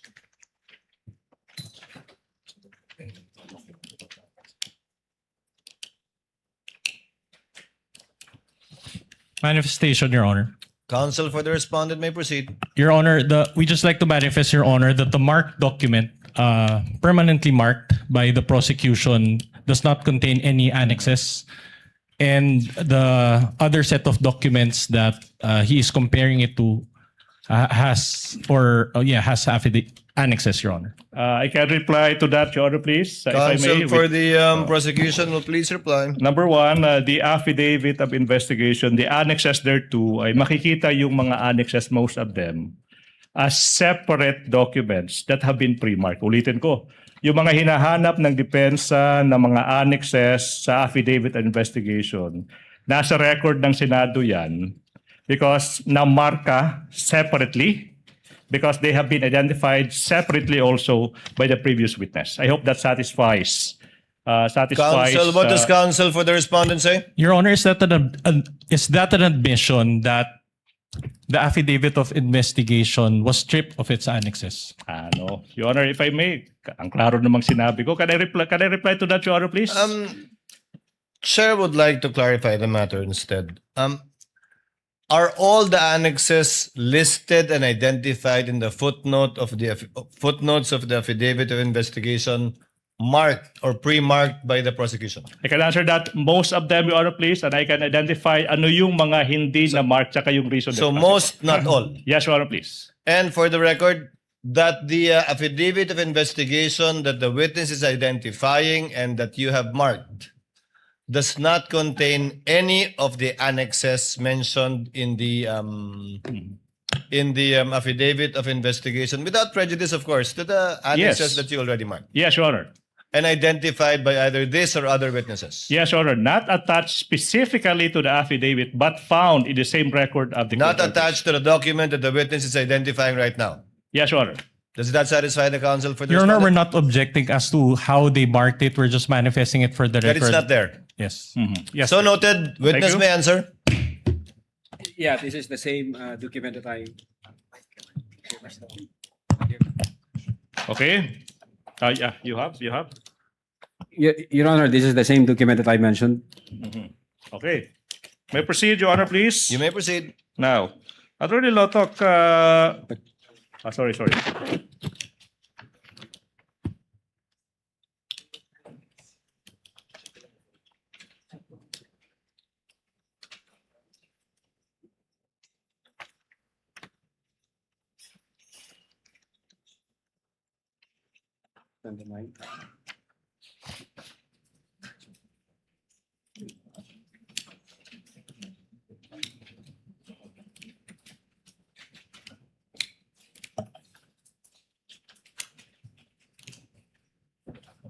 Just to manifest, Your Honor, Counsel that for the respondent is recognized. that again, the comparison, Your Honor, was made with the certified true copy, not the original, Your Honor. Thank you. So noted. Thank you so much. Please proceed, counsel for the prosecutor. Attorney Lotok, sa pahinang 28 ng Affidavit of Investigation, may makikitang pirma sa ibabaw ng pangalang S.A. Jeremy Lotok. Yung makikita mo ba yan? Yung tanong, kaninong pirma ito? This is my signature, sir. And sa pahinang 29 ng affidavit, may makikita ang pirma sa ibabaw ng pangalang S.A. Jeremy Lotok. Kaninong pirma ba ito? Again, sa akin, pirma ho ito, sir. Your Honor, at this juncture, the prosecution manifests and move that the same. The two signatures of the witness be marked as Exhibit P dash Roman numeral 4 dash 3 dash 1, that's for the first, and the other one P dash Roman numeral 4 dash 3 dash 2. Reason is these signatures have not yet been marked in Exhibit, Your Honor, please. No Counsel objection to that, correspondent? Your Honor. Thank you so much. Now, may proceed, Your Honor. You may proceed. Attorney Lotok, in paragraphs 202 tsaka 203 ng naging answer ng Vice President dated May 25, 2026 to the articles of impeachment, which document forms part of the record of these courts. Sinasabi ng Vice President na she was merely exercising her freedom of expression. Freedom of expression, sinabi niya. That's protected, yung pagbabanta niya. Are you aware of this defense? Yes, Your Honor. Attorney Lotto. As a lawyer and as the head of the NBI Cybercrime Division, that's the basis, Your Honor. Do you agree with this? Objection, Your Honor, calls for an opinion. This is not part of the investigation. She's a lawyer, Your Honor. That's a It matter does of call law. for an opinion, and it's not part of their investigation, counsel. Kindly reform your question. I know where you're getting at, but kindly reform your question. Okay. Your Honor, Attorney Lotok, you are aware of the defense Yes. that sir. is a freedom of expression. Okay. In your investigation, did you consider this, if at all, and if any? Objection, Your Honor, leader. There's basis, if at all, if Witness any. may answer. Yes, of course, Your Honor. We consider that whether magfo-fall ba siya sa confines ng freedom of speech. And what was your finding? That's the basis now. What was your finding? Well, una, 3 reasons, Your Honor, if kung okay lang. Una, when the second highest official of the land openly and publicly uttered that she had already contracted a person to kill the highest official of the land, the First Lady and the former Speaker, and that she instructed the person to be relentless in killing them, we failed to see any amount of freedom of speech in that utterances, Your Honor. That's number one. Number two, we talk to ourselves. If we allow the argument that it is within the bounds of freedom of speech, if we allow that to become the norms of our society, then who would prevent anybody from doing the same to anyone?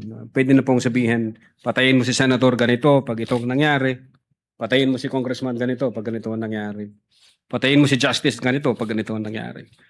So imagine, Your Honor, the anarchy, the disorder, and the chaos it would bring to our country. And number 3, Your Honor, as a lawyer and being in the law enforcement,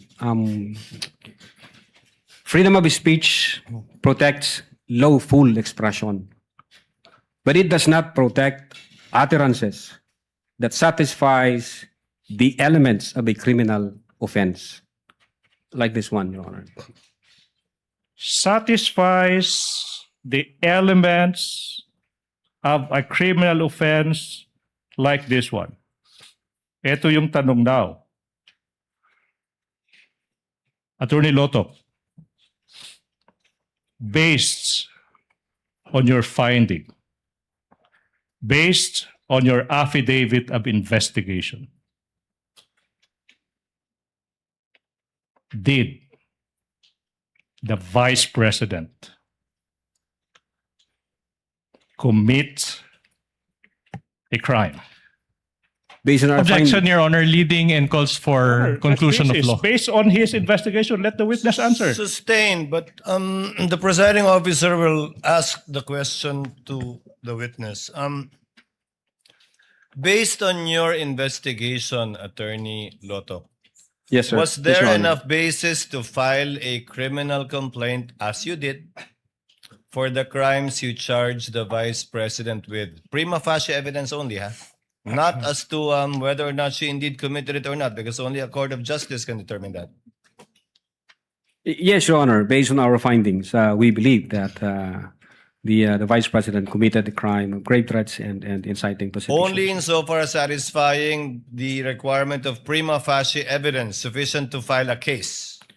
Prima facie evidence with reasonable certainty of conviction. Sir. Yes, that would be a more complete description of what you have to comply with before you can file a case. Yes, Your Honor. Yes po. Counsel may proceed. Thank you so much. Let's continue. Attorney Lotok, kita magpapadayon hininaton mga pakiana nga naimo pagbaton hininaton mga Your Honor, pakiana. Your Honor. Your Honor, what?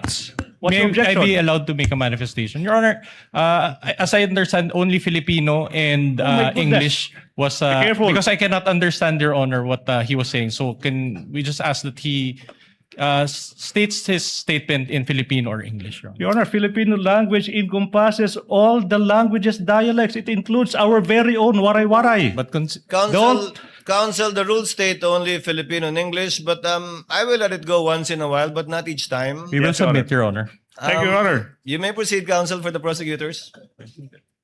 Now, you mentioned that the respondent's lawyer, Attorney Lim, through a letter said that the Vice President was confident in your office's assurance that the alleged threats to her were also being investigated. Malala mo, sagot mo yun doon? Yes, Your Honor. Opo. Now, what did the NBI do, if any, on the alleged threats? This time, sinasabi niya, to her, to the Vice President, kung meron man. Yes, Your Honor. We started the investigation on the alleged threat against the life of the Vice President. You started. So, what was the result? If any, if at all, if you know, to that investigation?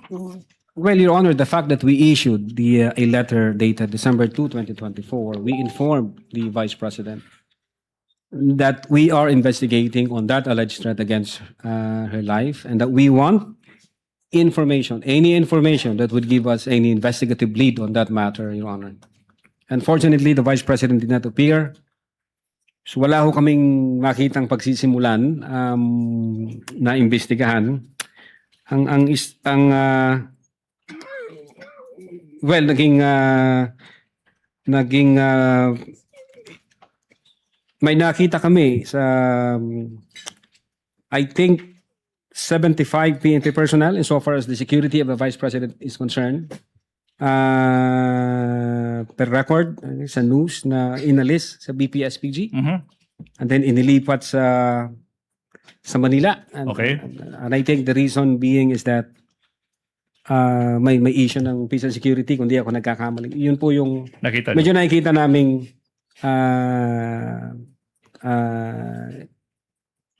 security issues. Now, if you know, no? Ilan ba yung natira sa Vice Presidential Security and Protection Group? If you know. Pagkatapos ma-remove yung sinasabi mong 75 personnel of that VP-SPG, if you know. Well, based on if I'm not mistaken, based on the record, the COA record, I think more or less 335 security personnel. Kung di ako nagkakamali, base doon sa 335 personnel protecting a single person, the Vice President? based on that record, Your Honor, based on the news, yeah. 335. Last point, Your Honor, please.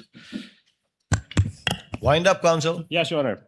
Now, Mr. Witness, you mentioned earlier that your office considered in its investigation in the November 23, 2024 online briefing na aside kay respondent yung Vice Presidente tsaka yung mga media personalities, okay, na nabanggit mo, sino pa, kung meron pa, yung nandun sa online briefing na yon, kung alam mo? Well, yung pinakaunang part ng video, si Attorney Zulaika Lopez.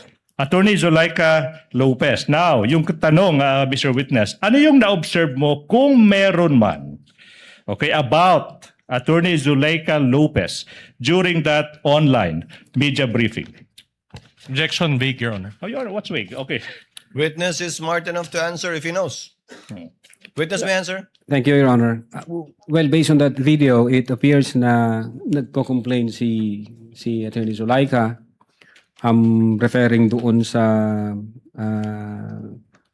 paglipat niya from HOR to women correction facilities, I think. And then yung health issue niya, so parang kinu-complain din niya na yon. Okay. At yung nangyari sa kanyang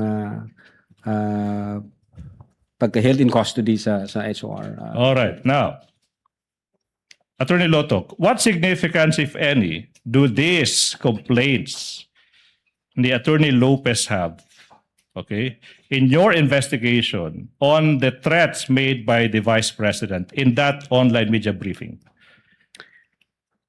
Yes, Your Honor, we take that into account. Tinignan namin yung sitwasyon,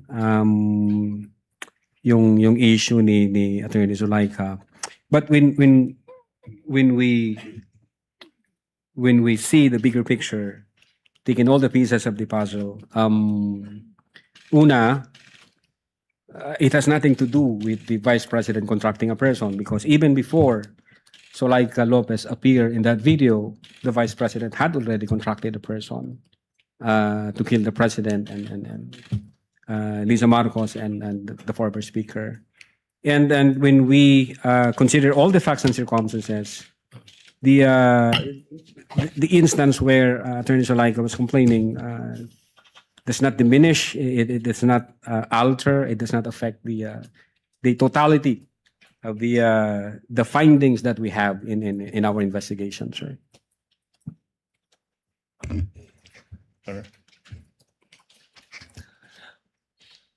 Senator Judge, is counsel for the prosecutors done? Attorney Ligutan, are you done? Yes, Your Honor. You're done? Before cross-examination, Chair would like to recognize, with the permission of Senator Judge JV, Senator Judge Bam Aquino had earlier sought recognition. Chair will recognize him first. Thereafter, Senator Judge Tulfo Erwin. Thereafter, Senator Judge Ejercito, and then Senator Judge Ontiveros. Senator Judge Aquino is recognized. You have 2 minutes, sir. Yes, maraming salamat, Mr. Presiding Officer. Attorney Lotok, Yes, meron po, pa Your po bang ibang grupo sa NBI ang nag-imbestiga doon po sa mga utterances ni Vice President Sara Duterte noong November 23 to 24? During our time, insofar as the Cybercrime Division is concerned, yung Cybercrime Division, Your Honor, and the team that was yung binuo ni former Judge, Director Judge. So kayo lang po? At that time, sir, hindi ko na po alam ngayon kung sino yung mga team na, kasi nalipat na po ako sa ibang region, sir. Okay. Yung tanong ko po kasi ay nakatukoy dun sa taong nakausap o sinasabing na kontrata ni Vice President Sara Duterte para patayin yung Presidente, First Lady at former Speaker. So tinuloy niyo po ba yung investigasyon para mahanap ang taong ito? Well, aside from the fact, Your Honor, na nag-issue kami ng subpoena sa Vice President para makakuha ng information, kasi we need a validated information, we need a confirmed information. Nung inisyuan namin ng subpoena yung mga media personalities, bawat isa sa kanila na nag-appear, tinanong din po namin, nandun ka ba nung sinabi ito ng Vice Presidente? Hindi ko po tinatanong kung sinabi ba to o hindi. Dahil may witness rin po tayo nung nakaraang linggo na nasabi nga ito at napanood naman ho natin ito lahat. Ang tanong ko, tinuloy niyo ba yung investigasyon para matukoy ang taong ito? Nagtanong kami, Your Honor. We tried to elicit information both from those people who have personal knowledge during the online press conference. Unfortunately, wala kaming ma-establish na validated information na confirmed. So, in fact, hanggang ngayon, nag-aantay po kami. Hindi ho katulad dito sa nangyari, may apparent commission of the crime dahil nandiyan yung video eh. Opo. So ang ibig niyo pong sabihin, bilang NBI, hindi niyo nahanap yung taong ito, pero literal niyo tong, sabi niyo, literal itong pag-assess niyo dun sa statement dahil ito mismo yung nasabi ng Vice President.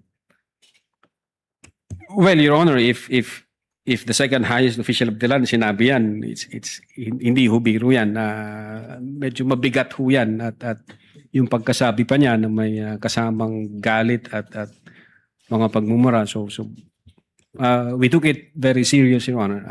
All right, I have a question for the defense.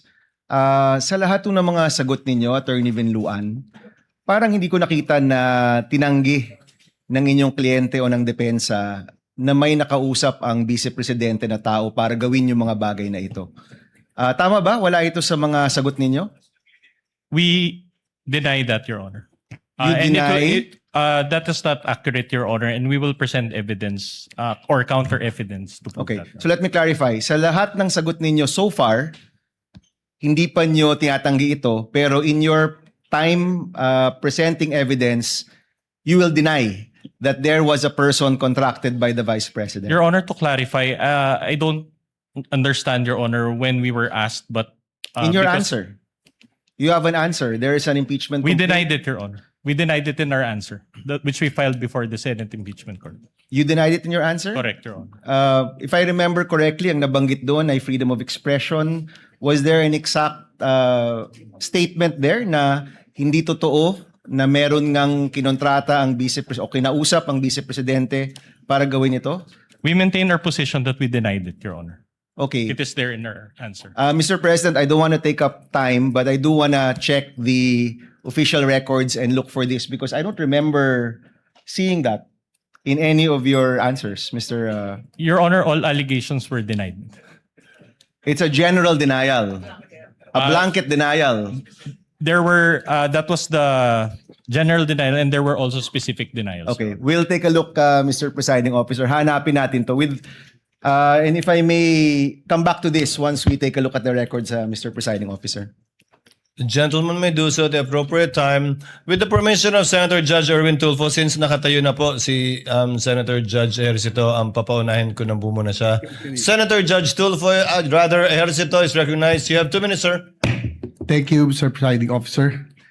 Tanong ko lang, no, just to clarify, may we know if the NBI has the authority to issue subpoena against impeachable officials? Kasi kanina po, no, sa mga pinisend kanina, subpoena po ang inyo pinadala sa Vice President instead of a mere invitation.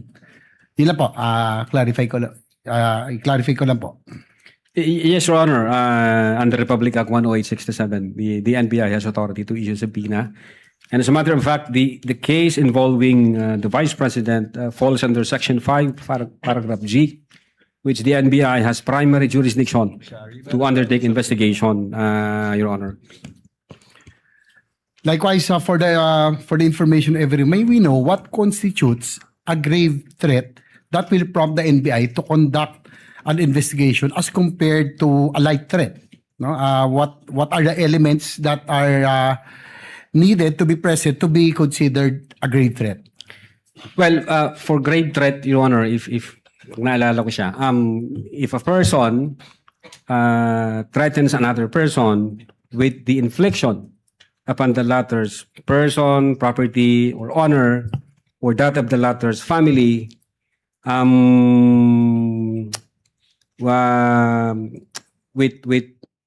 a wrong or with any wrong amounting to a crime,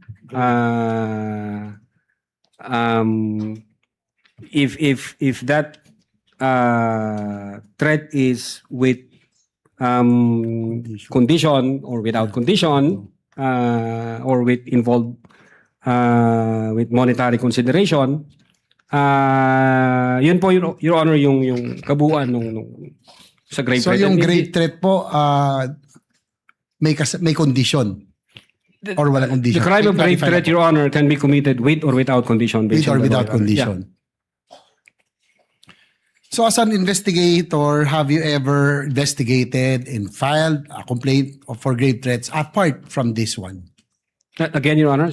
As an investigator, have you filed any case or investigated and filed a case for grave threats against anyone aside from this, excluding this one? I think May, kasi nag-start po kasi ako as counter-terrorism and then organized crime group and then cybercrime. Wala akong maalala, Your Honor, kundi ito lang. I mean, insofar as my being in the NBI is concerned, Your Honor. So ito lamang yung ito pala yung kaso na naimbestigahan nyo concerning grave threats, you know? I think yung iba, may mga naimbestigahan, Your Honor. Pero again, sabi ko, yung sa sarili ko po, yung experience ko from counterterrorism hanggang sa organized transnational crime group, hanggang sa cybercrime division, ang naalala ko lang, Your Honor, kasi matagal na ho yun kung ano yung nasa record. I think itong grave threats na to is is pag hindi first time, doon ko lang na-experience. Gaano katagal ho kayong parte nitong cybercrime division bago kayo nalipat? Since 2018, Your Honor, nagsimula ho ako bilang investigation agent. And then 2022, I was designated as chief of the Digital Forensic Laboratory Division, and in 2023, designated as chief of the Cybercrime Division, sir. So more than 5 years kayong nandito sa cybercrime division ng NBI. Opo. That's all, Mr. Presiding Officer. Thank you. Thank you, Senator Judge Ejercito. Senator Judge Tulfo Irwin is recognized. You have 2 minutes, sir. You may proceed when you're ready. Thank you, Mr. President or Presiding Officer. I'd like to direct my clarificatory question to the witness on the stand, Mr. Presiding Officer. Attorney Jeremy Lontok, Opo, Your Honor. what findings, if any, convince the NBI the motive of the respondent to kill the president and 2 other people? Meron po bang kayong nakitang motibo? Kasi maaari pong sabihin lang nung isang tao sa sobrang galit niya, na pag-usapan na po kanina yan, di ba? Spur of the moment. Pero did you find any motive? Bakit niya po gagawing patayin ang Pangulo? Yes, Your Honor. As I've said before, when we take into consideration all the facts and circumstances surrounding that issue, nagkaroon ng hindi magandang relasyon yung dalawa, and then nagbato na ang Vice Presidente ng mga salitang mabibigat laban sa Presidente. Pinapakita doon sa October 18 na toxic na nga yung relationship nila. Galit na galit si Sara dahil sinasabi ng Vice Presidente is politically motivated yung pag-attack sa kanya.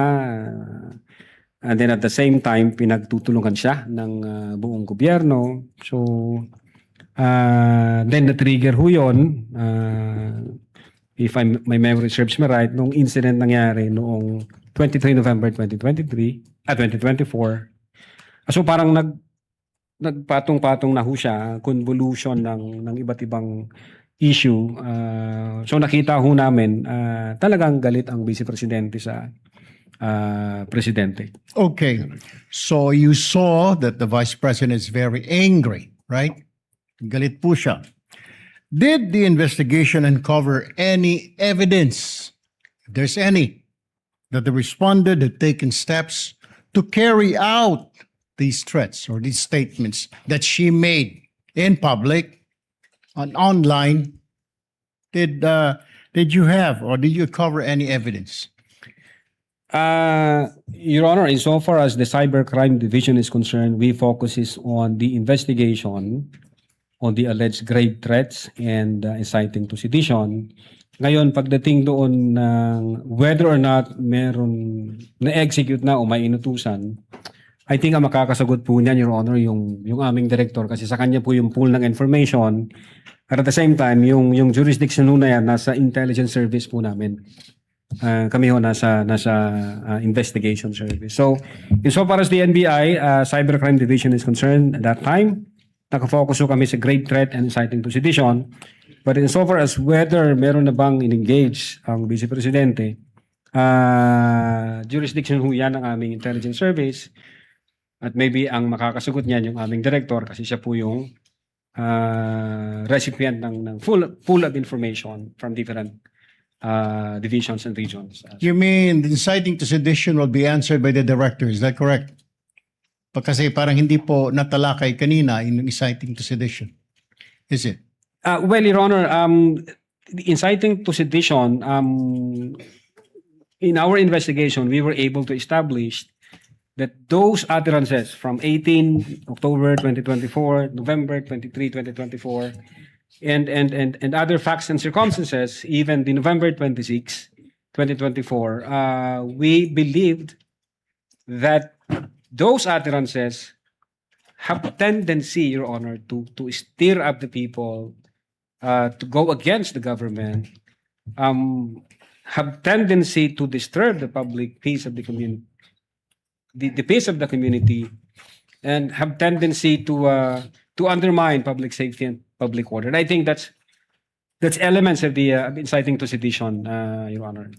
I have last two questions, Please proceed. Mr. Presiding Officer. So you're saying they're intertwined, killing the president and then inciting the people to revolt against the government. They're intertwined. Is that what Ba- you're saying? Based on our findings, Your Honor. Based on your findings. And what could be the motive of the vice president inciting people to sedition, to revolt against the government, when in fact she will be the next president of the republic? She's been saying, and everybody knows, and she's been claiming. Well, why do you think? I mean, did you look deeper?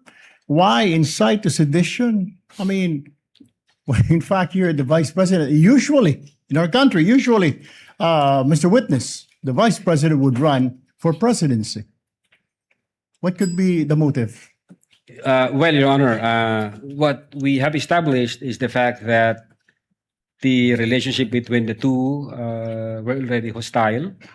And what we established is the fact that the Vice President has committed grave threats and inciting to sedition. Yun ho yung focus namin, Your Honor. Insofar as yung mas malalim pa na motibo, wala akong personal knowledge. All right. Your Honor. Well, I'm running out of time. Can you identify the strongest piece of evidence which you relied in deciding to file these cases before the Department of Justice? And what is the status of this case, Mr. Witness? Well, Your Honor, the pieces of evidence that we attached or we incorporated in our investigation is sufficient and has satisfied the requirements of the quantum of evidence required, which is prima facie evidence with reasonable certainty of conviction. And the fact, Your Honor, that the Department of Justice has issued certification stating that your referral, your transmittal, has complied all the elements of the crime charge and therefore good for preliminary investigation. What is the status of the case, Mr. Witness? It's ongoing, Your Honor. If kung tama ang naalala ko, it's ongoing, Your Honor. One very, very quick question, Mr. Kindly Presiding wind Officer. up, Senator Judge. Do you think at this point you have an airtight case against the respondent? I believe so. Yes, Your Honor. Otherwise, the Department of Justice would not issue a certification stating to the effect na kumpleto ang elements namin, na nakuha namin yung requirement, at ready na siya for preliminary investigation. Thank you, Mr. Witness. Thank you, Mr. Presiding Officer. Thank you, Senator Judge Tulfo. Senator Judge Ontiveros, Senator Judge Villanueva, and thereafter we pause for a 10-minute break. You may proceed, ma'am. You have 2 minutes. Salamat, Mr. Presiding Officer. Attorney Lotok, Opo, yes, Your Honor. sa Affidavit of Investigation dated February 10, 2025, nirekomenda ng NBI na sampahan ng mga kasong grave threats at inciting to sedition ang vice-presidente. Pwede po bang idahilan sa mga kasong yan na nadala lang ng emosyon or may matinding trigger kaya nakapagsambit ng ganoon? I don't think, Your Honor, kasi wala naman ho sa elements ng grave threats yung situation na yon. As long as we were able to satisfy the elements for grave threats, Your Honor, and when the Department of Justice certifies na kumpleto yung elemento doon, so, no, Your Honor, hindi ho yan mamatter doon sa findings namin. At yung sinabi po ninyong elements of grave threats, yun po yung 4 na in-enumerate nyo kanina. Ano pong elements of grave threats? Yes, Your Honor. Number one, that a person threatened to inflict another person upon the latter's person, honor, or property, or that of the latter's family with any wrong. That's the first element. The second element, that wrong amounts to a crime. Then the third element is yung may demand for money or may condition na imposed. In our investigation, mayroon hong tatlong acts para makommit yung grave threats. Base doon sa tatlong elements na sinabi ko, the offender have complied with the threat na sinabi niya. The offender hindi niya na-comply yung threat na sinabi niya, or yung pangatlong act, yung walang condition yung threat na yon, Your Honor. Mga 2 beses nyo po binanggit yung salitang kondisyon, Attorney Lotok. Itatanong ko yan mamaya-maya. Sa DOJ po, sa DOJ naman, may criteria ng reasonable certainty of conviction bago magsampa ng kaso. Sa Yes, Your Honor. NBI, yes, Attorney. Sa Opo. NBI, ano naman po ang pamantayang sinusundan ninyo bago magrekomenda ng kaso? Well, sinusunod din ho namin yung quantum of evidence na prima facie evidence with reasonable certainty of conviction. Kaya ho, kung makikita nyo, yung pong aming processes o yung phases, yung pang last po niya is legal evaluation. Meaning, pag meron na ho kaming conclusion, bago ho namin ito isubmit sa Department of Justice, meron hong referral kaming ginagawa sa legal division, or nagpapatulong ho kami sa aming mga legal experts. So sila ho ngayon yung nag-evaluate, sila ang mag-qualify kung na-satisfy na yung requirements at kung pwede na siyang isubmit sa Department of Justice for purposes of preliminary investigation, ma'am. Alright, salamat, Attorney. So kahit papaano, ina-approximate nyo yung criteria na sinusundan ng DOJ, kahit bilang NBI. Yes, Your Honor, and that is on the basis of our cherished principle, the two-pillar rule in investigation, thoroughness and legality, Your Honor. Alright, salamat po. Eto, in principle, kailangan po ba ng patunay na may kinontratang assassin para maituring na grave threats ang mga sinabi? Well, Your Honor, in so far as the crime of grave threat is concerned, hindi po yun kailangan. Alright. Speaking of condition, kanina na binanggit nyo 2 beses. Posible po ba ang grave threats kahit may kondisyon ang banta?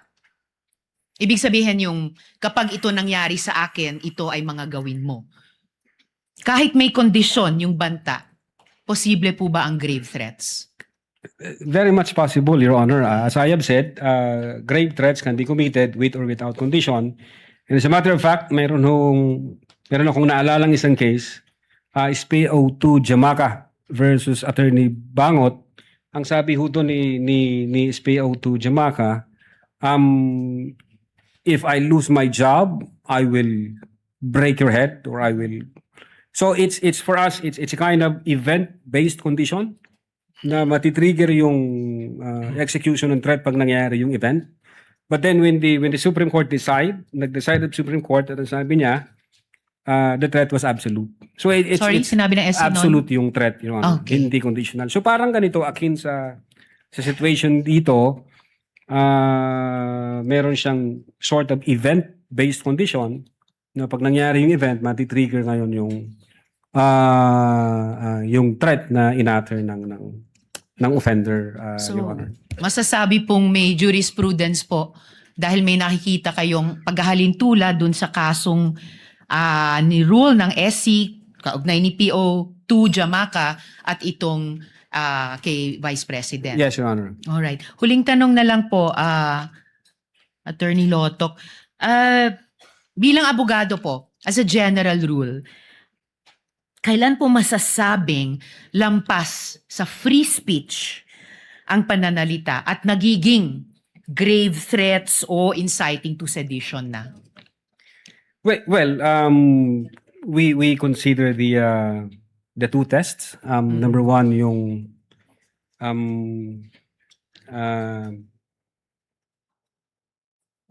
hindi ko mabigkas, Your Honor, but it's like ano bang tendency rule? If I may, Your Honor, just to refer my notes. May he, presiding Just officer. konti lang Witness po. may do so. Yeah. Kindly turn on the mic. Witness may do so, yes. Thank you po, Your Honor.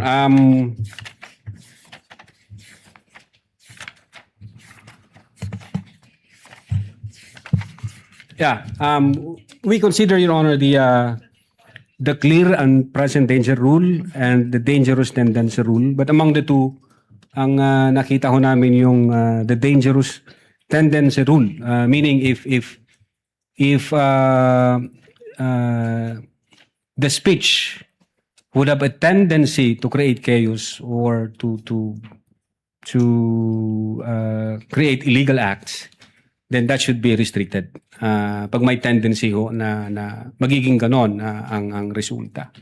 So, huli po, attorney, masasabing bang may parang spectrum pwedeng nagsisimula sa free speech pero pag lumalapit na dun sa dangerous tendency rule ay maaari na talagang tumawid sa magiging grave threats o inciting to sedition.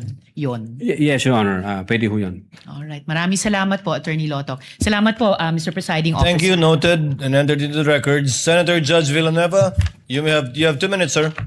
You may proceed. Thank you, Mr. Senate President, Presiding Officer. Just a few questions to our witness. Mr. Witness, it's been mentioned several times the importance of your investigation, that it falls under yung prima facie evidence with reasonable certainty of conviction. And nabanggit niyo po na fulfill po lahat yan, no? Kaya ho siguro nagkaroon ng first report at second report. Is that correct? Yes, Your Honor. And can you just for the record give us an idea, ano yung mga boxes that you have to fill in para pumasok po dito? You mean, Your Honor, yung comment ng Department of Justice dun sa first affidavit namin? Yes, to make it clear na it's indeed goes dito sa pumapasok siya dun sa prima facie evidence with the reasonable certainty of conviction. Well, basically, Your Honor, yung requirements na binigay ng DOJ from our point of view were administrative requirement. Hindi ho yun yung sustansya ng aming affidavit. Kasi hindi ho namin binago yung affidavit namin, yung pa rin ho yun eh. Ang nakita ho ng DOJ doon, yung affidavit ng, I think, authentication na kailangan i-attach doon, and others, yung TSN, affidavit of transcription, satisfy the requirements of admissibility. But insofar as the substance nung aming affidavit, Your Honor, hindi namin binago yon nung yung pangalawang submit namin. So it didn't change. So that's part of your fourth stage, no, yung legal evaluation. In that stage na legal evaluation, no, was it considered, Mr. Witness, yung binabanggit ni Vice President and even some of the defense panel, no, na it is actually a conditional threat that. And it appears that the Vice President, during the presentation of the video, is also getting threats. What can you say about that? Well, insofar as the threat against the life of the Vice President, the very reason why we issued subpoena and we sent letter for us to have the chance to talk to the Vice President and elicit some information, baka meron siyang maibigay na lead na pagsisimulan namin. Unfortunately, hindi ho siya nagpakita ng 2 beses at wala ho siyang maipinadalang representative para magbigay ng info. Kahit info lang na mapavalidate namin, then matitrigger ho yung aming... But part of your investigation, did you pursue that? If indeed there is a threat to the Vice President? Yes, Your Honor. We nag-check kami sa mga open sources. Nagtanong din kami. But again, insofar as the cybercrime division is concerned, limited ho kami doon, Your Honor, sa sa cases na may cyber aspect, siguro ang makakasagot po niyan yung aming intelligence service. Sila po ang may hawak diyan sa mga issue na yan. Kasi sila ho po yung recipient ng mga information from different But do you assets. think it is important, if it is a conditional threat, it is also important to look at this aspect? Yes, Your Honor. I think Thank so, you. Your Honor. Mr. Witness, gusto ko lang maintindihan din yung standard na ginagamit ng National Bureau of Investigation. Kung hindi po ma-identify o ma-locate ang sinasabing assassin, does that automatically mean that the threat is no longer credible or actionable? Or does the NBI still consider the statements uttered and the surrounding circumstances and the totality of the evidence before deciding to proceed with further investigation? No, Your Honor. The threat was absolute. We follow the test of mens rea, Your Honor, in considering whether the threat is totoo. Una, we examine the utterances objectively, and we interpret the same in light of the circumstances where the utterances was made, the manner in which they were spoken, the person to whom they were addressed, the relationship between the parties, and the reactions of the recipients of those utterances, Your Honor. Yes, So- yes, thank you, Mr. Witness. I have here with me yung binanggit po nyo sa notes ko, yung 4 stages, identification, and pag-preserve ng digital evidence, collection of evidence, analysis and attribution, legal evaluation, and then you have the 3 statements. Binanggit nyo rin tanggalin ulo niya, toxic relationship, and I always see myself cutting his head. Now, you also mentioned the factors considered: delivery, manner, literal meaning, nature of the instruction, relationship of the parties, and last but not the least, yung utterances na Opo. binanggit nyo doon sa October 18 and November 20. Last question, Director Luntok. Bukod po dun sa authentication ng recordings, maaari nyo po ba sa amin ipaliwanag yung kung ano po yung mga naging batayan ng NBI sa pag-assess sa mga pahayag ng respondent? Halimbawa po, binabanggit po ninyo yung kakaibang bagay na nangyari dito sapagkat ang binabanggit nyo pong nagbibigay ng statement ay dun sa nakita nating video ay no other than our Vice President, no? Yes, So, Your Honor. did her position, her access or authority naka-apekto po doon sa how your investigation was conducted? Yes, Your Honor. As I have said a while ago during the direct examination, in the analysis phase, we considered the intent, the capability, and the motive, Your Honor. Kasama po yun, kinonsider po namin. The fact that she is the second highest official of the land, and definitely she's capable of doing so. And then there is that motive in the sense na may mga issues na sila, galit na ang Vice Presidente, then na-trigger dito sa November 23. And you would say it's not usual, the usual. It's not a usual. Thank you, Mr. Witness. Thank you, Thank you po. Mr. Presiding Officer. Thank you, Senator Judge Villanueva. We will be pausing for a break, Senator Bam. Point of order lang. Mr. Presiding Officer, may hiningi What po is the tayo. pleasure of Senator Judge Aquino? No, just a point of order, Mr. Presiding Officer. May hiningi po kami sa defense na pagklaro. May we tackle this after the break if they have identified it in their pleading? This in relation to your question earlier. After the others shall have been able to speak, Senator Judge Aquino, we shall be pausing for a break for 15 minutes. We shall resume on 4:54.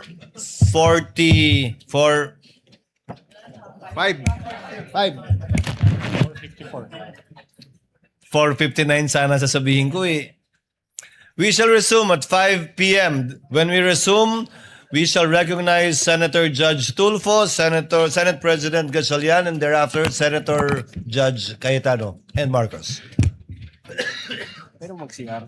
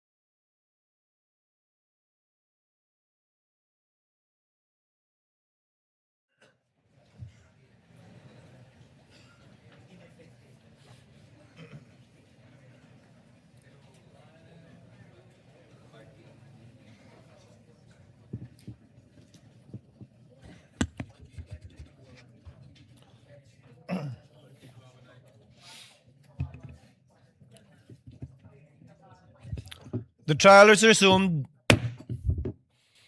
Senator Judge Tulfo Rafi is recognized for his intervention. You have 2 minutes, sir. You may proceed when you're ready.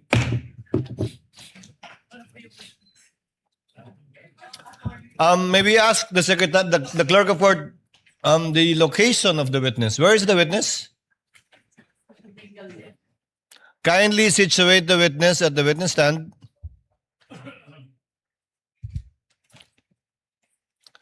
Henceforth, the clerk of court is directed to kindly make sure that if a time is given by the presiding officer, that the witness will already be at the witness stand by that time.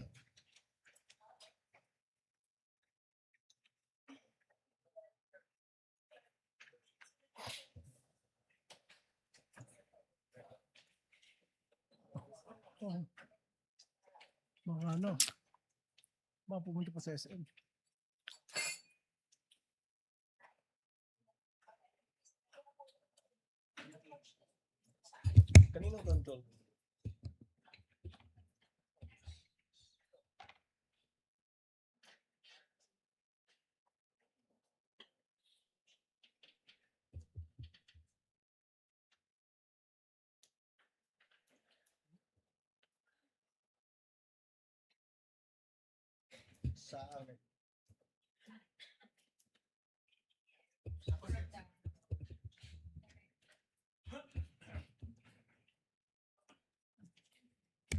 The Sergeant at Arms is directed to be more mindful insofar as the time of the court is concerned in bringing the witness back to the witness stand whenever we go on recess.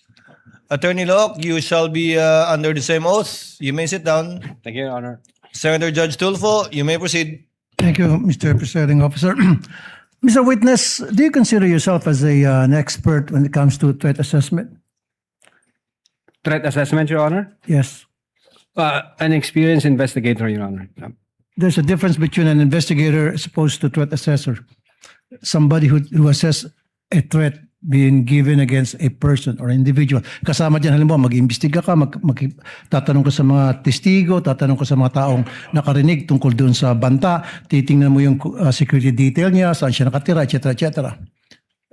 Yes, Your Honor. Just an experienced investigator, Your Honor. As an experienced investigator. Opo. So sa ginawa mong pag-iimbestiga, whether or not merong real or imminent threat against the Vice President, sino-sino po yung mga naimbita nyo at na-interview? Yung media personalities po, Your Honor, from late Saidin Reyes to Bones Magsambol to others, lahat po sila tinanong namin kung kilala nila yung kinausap na ni VP Sara, yung tao na kinontrata. Lahat po sila nagsabi na hindi nila kilala at wala silang alam doon. Did you also invite Princess Maui, yung influencer na nagtanong kay VP Sara during that online press conference? I believe so, Your Honor. I asked the executive officers back then at ang sabi nila sa akin, hindi ho nag-appear chief. So you invited her pero she failed to appear? Yes, Your Honor. Yun po yung report sa akin ng aking mga executive officers. Okay. So masasabi niyo ba na talagang merong imminent threat, real and imminent threat against the life of the Vice President based on the investigation you conducted? Against the life of the Vice President, sir? Yes, Vice President. Kasi siyempre, pag nag-imbestiga tungkol sa Presidente, dapat imbestigan mo rin yung threat against the Vice President para patas. Yes po. Precisely, the reason po, Your Honor, kung bakit ho namin inimbitahan ang Vice Presidente, may separate ho kami na sulat noong December 2. In-inform po namin siya na, ma'am, iniimbestigahan din ho namin yung alleged threat against sa life mo at para ho ma-expedite ito, bigyan niyo po kami ng any information na pwede maging lead doon sa investigation namin.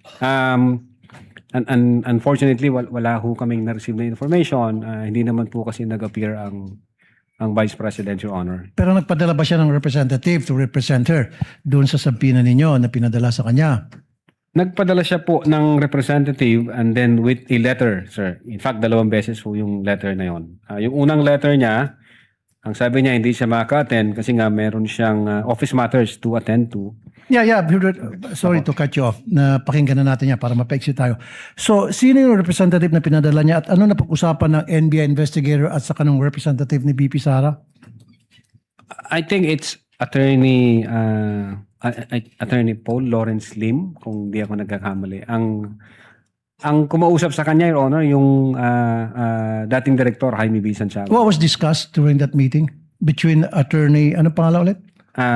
Lawrence Lim po. Attorney Lawrence Lim and the people from the NBI, particularly the investigators investigating the threat against the Vice President. Yun nga, pinapaliwanag lang ho ng abogado, Your Honor, yung laman ng letter kung bakit hindi makakapunta yung Vice Presidente. And in fact, doon sa pangalawang letter, may sinasabi ang abogado na 6 years ago, may threat ang Vice Presidente. So, hopefully confident ang Vice Presidente na iimbestigahan nyo rin yung issue na yon. So, 6 years ago, pero hindi niyo ba 6 years, 6 months. Okay. 6 months yata, Your Honor, 5 to 6 months. Alright, so if I'm not sinabi nung mistaken, representative ni VP Sara na 6 months ago, there was a threat against the life of the Vice President. Yun po yung nasa letter. Okay, inusisa niyo ba kung ano yung threat na pinagsasabi niya? Nag-conduct ho kami, Your Honor, ng open source. Wala ho kami na-validate, sir, na aside doon sa pag-aalis ng 75 personnel na security personnel from BPSPG, Okay. and then inilipat ho sa Manila, wala ho kaming na-validate nor na-confirm. Your Honor, insofar ho as Cybercrime Division is concerned, pero hindi ko po alam, baka yung intelligence service namin meron o kaya yung director may alam. Last na lamang, Mr. Witness. Kasi sabi mo, ulitin ko dun sa 6 months ago naka-receive ng threat against her life ang BP. Sabi mo kanina, If I may, sabi Your ng Honor. abogado, right? So, kasi kung ako sa'yo, if I was the investigator, I would say, okay, ano yung threat 6 months ago? Pwede ka bang magpakita ng mga ebidensya? Pwede ka bang makita ng proof or mga witnesses na pwede na ma-interviewin to that effect? For that?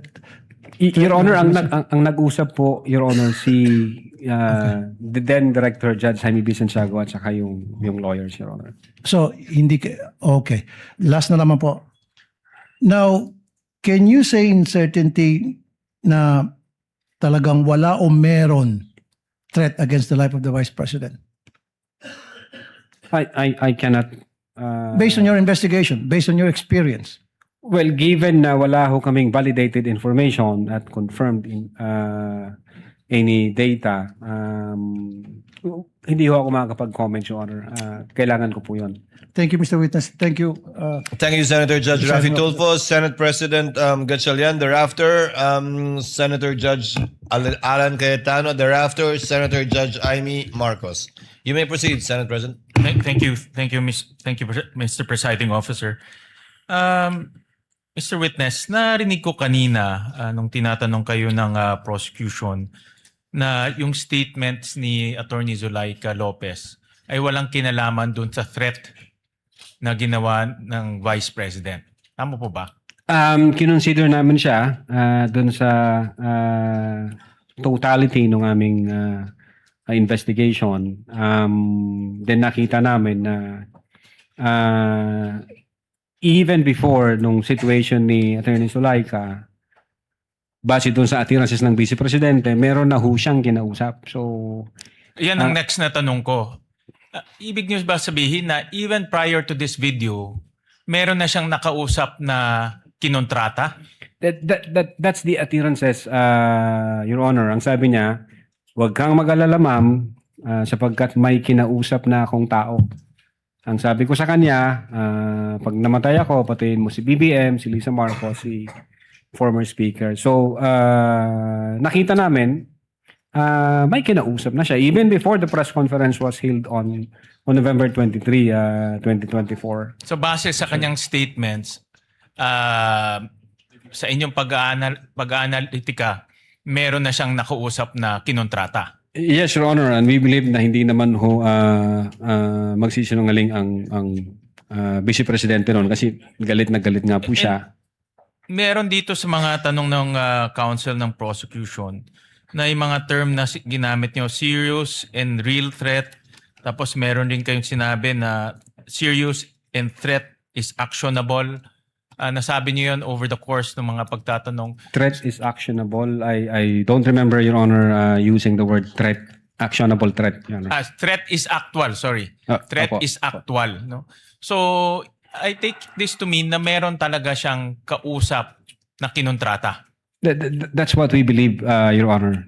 And Sir. kung yan ang paniniwala nyo, dahil ito ay pagbanta no, sa ating Pangulo, may ginawa ba ang NBI na imbestigahan kung talaga bang merong nakontratang gagawa nitong banta? Yeah, I think a couple of months ago may binuo ang aming direktor. Nagbuo siya ng task force to investigate threats against the life of the president. Kaya lang hindi na ho ako part noon, Your Honor. July 2025, nalipat na ho ako sa ibang region. So, wala na po akong idea.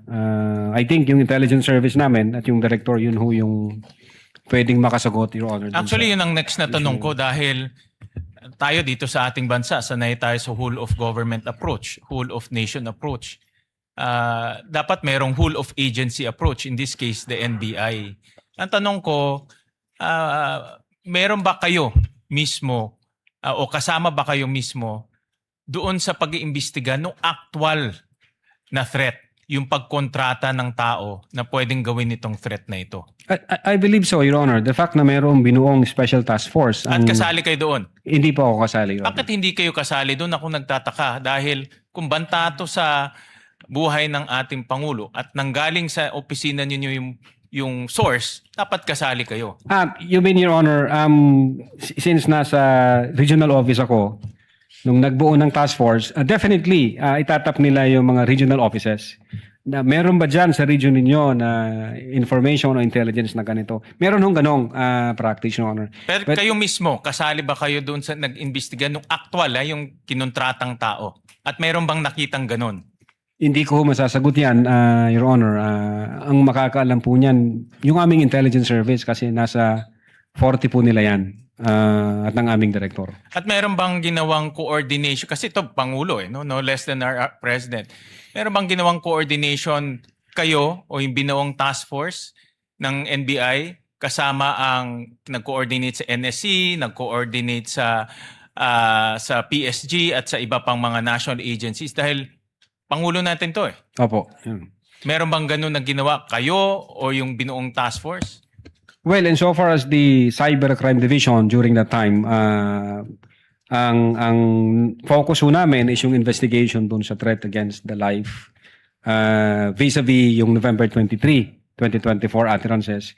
Now, insofar dun sa sinasabi niyo po, Your Honor, ang makakasagot po niyan, yung intelligence service po namin. Kasi ano na po yun eh. Para siyang deep dive intelligence gathering na po yun. Ang punto ko lang naman is sa ganitong napakahalagang banta, ini-expect ko sa NBI na meron silang whole of agency approach na kasama kayo dahil nanggaling doon yung... Yes, Your Honor. Yung binuho ng direktor na memo, nag-create siya ng task force. And then yung task force, tinatap po dyan lahat ng regional offices. Anong information meron kayo iba to dito sa central office? Anong resulta nun? Last question, Mr. Well, Presiding Officer. in so far as the NBI BARM is concerned, yung hawak ko pong region, meron kaming ongoing investigation pero hindi ho related doon sa kausap ni Sara. Meron kaming iniimbestigahan na nag-threaten sa presidente. As a matter of fact, na-identify namin.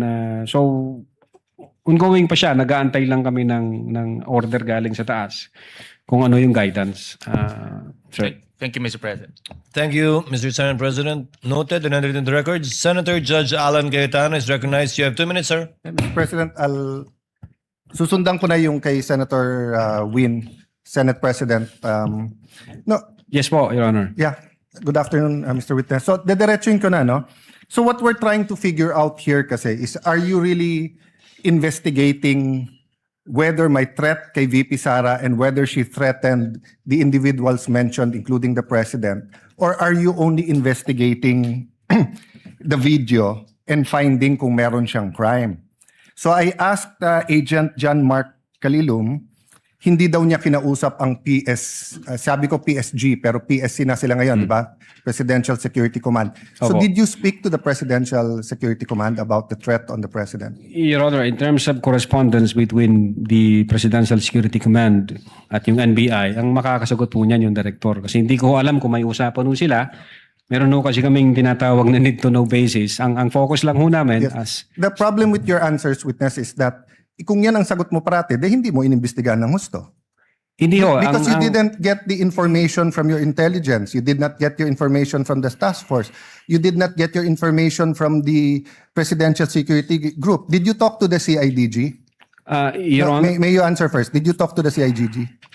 No, Your Honor. No. But nag-imbestiga din sila, di ba? I think so, Your Honor, kasi may statement sila. So yun din yung tanong nga ng Senate President eh. Kung iniimbestigahan nyo talaga yung buo at kayo ang head at kayo dapat ang mag-imbestiga, bakit hindi nyo kinausap yung mga ibang nag-iimbestiga? Baka may alam sila na hindi.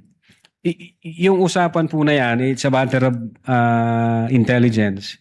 Hindi ko alam kung may usapan sila o kung wala silang usapan with the director and with the intelligence service, Your Honor. Yeah, I'll take that answer, but I think at least alam nyo yung nasa isip namin and what we want clarified. Secondly, sir, all of you, yung apat, you signed the February 10, February 2025 NBI Affidavit of Investigation. Tama po ba, di ba? Yes, Your Honor, our affidavit of Tapos investigation. kasama dito yung verification nyo, basically saying that based on the records, tama tong lahat, no? Verification ng ano po, Your Honor? Sa dulo, nag-sign kayo ng verification. Verification of non-forum shopping, Your Honor? Yes. And Opo. that, aside from non-foreign shopping, give me some latitude because to explain the question. We read and understood its contents and the allegations therein are true based on authentic records. Yes, Your Honor. Yeah. So may mali ba dito? Factually, wala. Na-review mo naman to, no? May konting typo dyan, which is Hindi normal typo, naman. factual. Insofar as I'm concerned, Sino lahat po ba yun. nag-prepare? Ang team po namin with the... Tapos pinapirma sa inyo?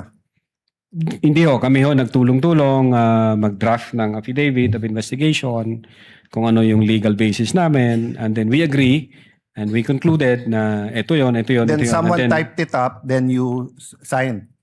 I asked this because nung tinanong ko kay Agent Mark John Calilum, sabi niya, dito nakalagay conditional pero tingin niya absolute.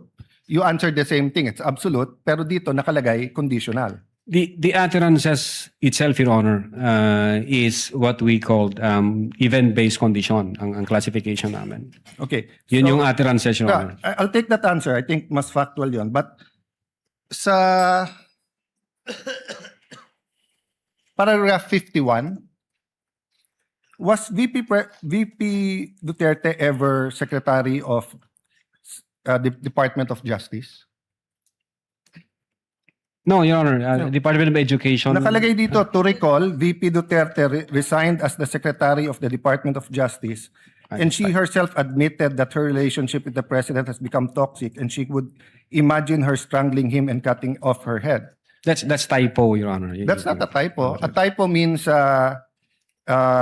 yung department naging depart. Department of Justice and Department of Education are two different things. Ang alam namin, sorry po. Yes, sir. Go ahead, sir. Yeah, Department of Education ang alam Yeah. namin. So, kasi I just filed my counter affidavit sa ombudsman about yung obstruction of justice. Ilang beses ko kailangan basahin kasi nga, pag may mali, pinirmahan nyo na sinasabi nyo, no? But anyway, going back to the condition, you mentioned the case of SPO2 Hamata. Yes, sir. But isn't it true that the lis mota of that case was really res judicata and double jeopardy? Meaning, hindi tinake up ng Supreme Court whether or not a condition. Yes, sir. Di ba? Opo. Oh, so that wasn't on point. Kasi I was going to ask, is there a difference if the condition is legal or illegal? Diba? So halimbawa, pag sinabi ko sa yung, pag natanggal akong Senate President, patatanggal din kita. Okay. Unang-una, legal naman akong tanggalin na Senate President. We always vote. There's nothing there. But if illegal, o pag pinapatay mo ko, papapatayin din kita. Is there a difference if the condition of why I will act or why I'm threatening you is an illegal act? Well, under the law, Your Honor, it says there that even the condition is unlawful. So, regardless of the nature of the condition, Yes. sir. No, I want to get lang into your mind when you sign this because nga medyo novel yung case to for me. Even as a lawyer, I have to do more research and see anong ibig sabihin nito grave threats dito because you keep mentioning we keep mentioning here that this is the second highest official in the land and therefore pag trinete niya ang pangulo. But who was the Vice President claiming na pwedeng magpapatay sa kanya? Again, Your Honor, yun po yung reason ba't nag-issue kami ng subpoena. No, Gusto po namin... sa reading nyo nung statement niya, sino tinutukoy ng Pangulo na mukhang mag-ooperate sa kanya ng Operation Romanov? Sinong pinagbibintangan niya? Well, una, kung ang pag-uusapan Romanov, Your Honor, ang alam namin na unang nagbigkas ng Romanov ay si Mayor Baste yata noong January 2024. Other Yes. than... That's irrelevant. Ang question ko, in the mind of the Vice President, sinong pinagbibintangan niya na pwedeng magpapatay sa kanya? You said you investigated eh. So mahaba na testimony niyo ni Agent John Mark. So of course, kasama sa investigation niyo, sino sa mind ni Vice President magpapapatay sa kanya? Well, again, Your Honor, since wala kaming makuhang valid information. No, hindi ba klaro sa video na ang pinagbibintangan niya is the First Lady, the President, and the Speaker of the House? So sabi niya, pag pinatay ako, patayin mo silang tatlo. So ang pinagbibintangan niya na magpapapatay sa kanya, yung tatlo. I cannot answer to that, Your Honor. Senator Judge Allen, kindly wind up. But you have to be able to answer that because you're the one who investigated. And that is crucial. Why? Because part of your self-defense, so for example, if I know na sa senator judge, pag hindi ako bumoto one way or the other, papapatayin ako ng whatever, chief PNP or papapatay ako ng whoever. So pag sinabi kong, pag ako pinatay, si ganito nagpapatay sa akin. And then, ang difference, I don't usually give a threat na patayin mo rin. So could it be that actually that was the defense of the Vice President para hindi siya patayin? I don't know the state of the mind of the Vice President. But you've testified all throughout this afternoon that you went into her state of mind. Based on the series of events, Your Honor. Yes, and based on her statement. And her statement and the series of events is nag-away sila ng administrasyon. And the series of events is that sinasabi niya, pag ako'y pinatay, eto tatlo ang papatayin niyo. Okay, last question.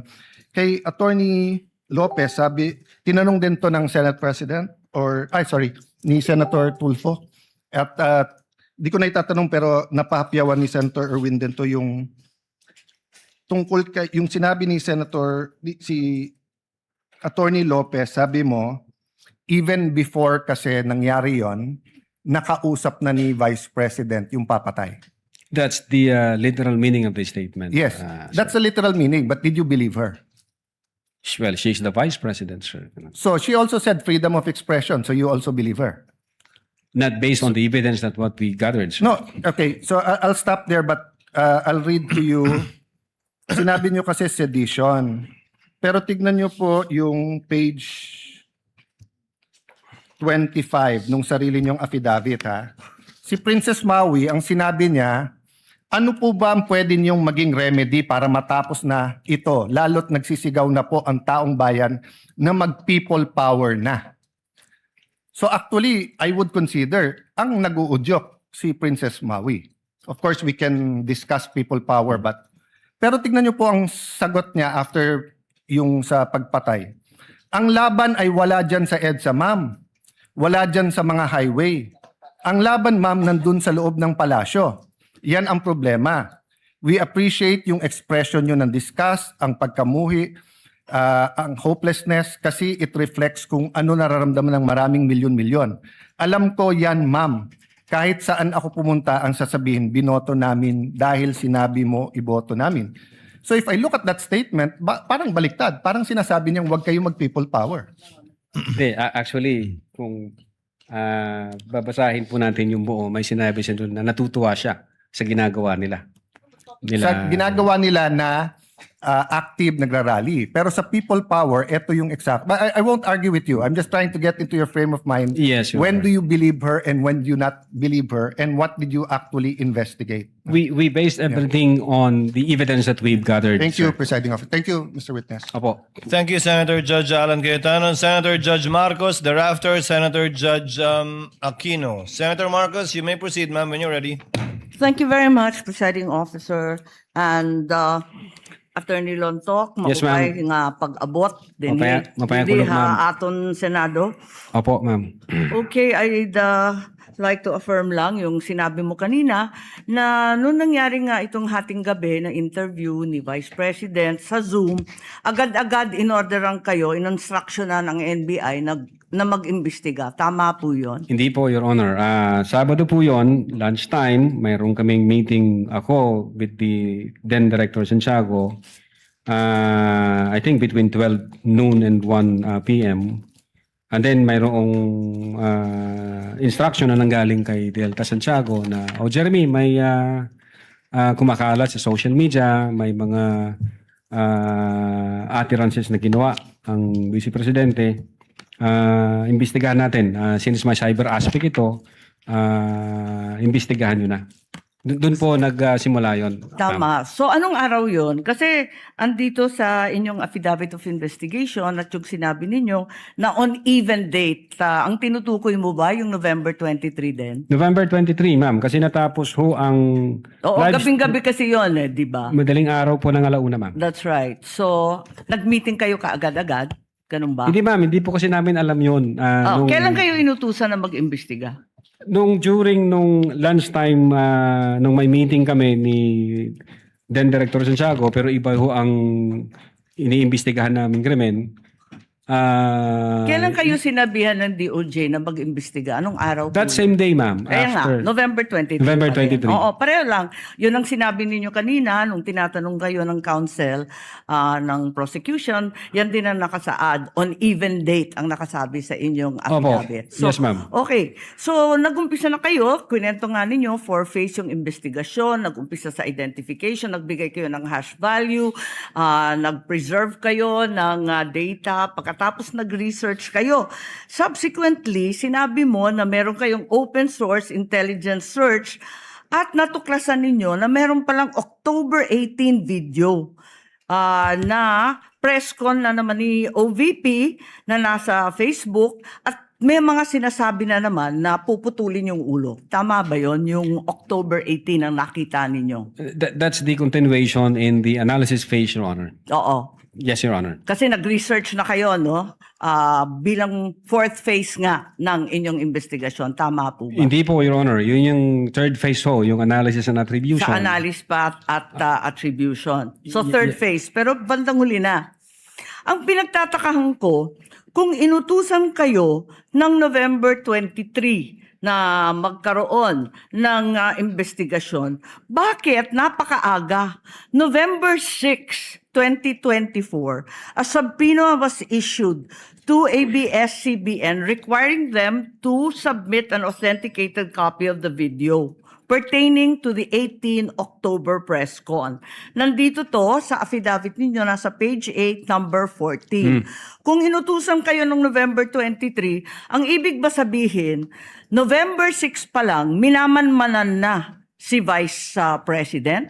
Iniimbestigahan na siya bago pa yung Zoom conference sa Kongreso? No, Your Honor. I believe that's a typo yung date. Kasi that's a typo, Your Honor, yung date. Kasi makikita doon yung date noong appearance. ng taga ABS-CBN, which is consistent ho siya doon sa ibang inisyuhan Kailan ng ba yung subpoena. appearance? Kasi hindi ko nasusundan yung timeline ninyo eh. Parang yung November 23 yung utos, pero November 6 pa lamang may subpoena na. Ba't nagkaganon? Typo ho yan, Your Honor. Hindi ho yan November 6. Typo na naman katulad ng Department of Justice. No, Your Honor. If I may refer to my notes, Your Honor. Oo, pakita mo na lang sa akin kasi nahanap ko hindi ko masundan eh. You may do so, This is Counsel. page 6, number 14 po. November 6, 2024, subpoena to ABS-CBN.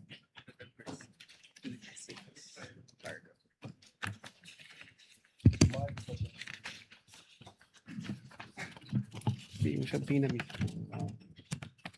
The subpoena itself. The subpoena itself. Wala naman yatang date na binibigay tungkol sa appearance ni Patria Morales at yung iba pang Meron po, taga-ABS. Your Honor, if I Pakituro lang have kasi the, hinahanap record po of the namin. subpoena.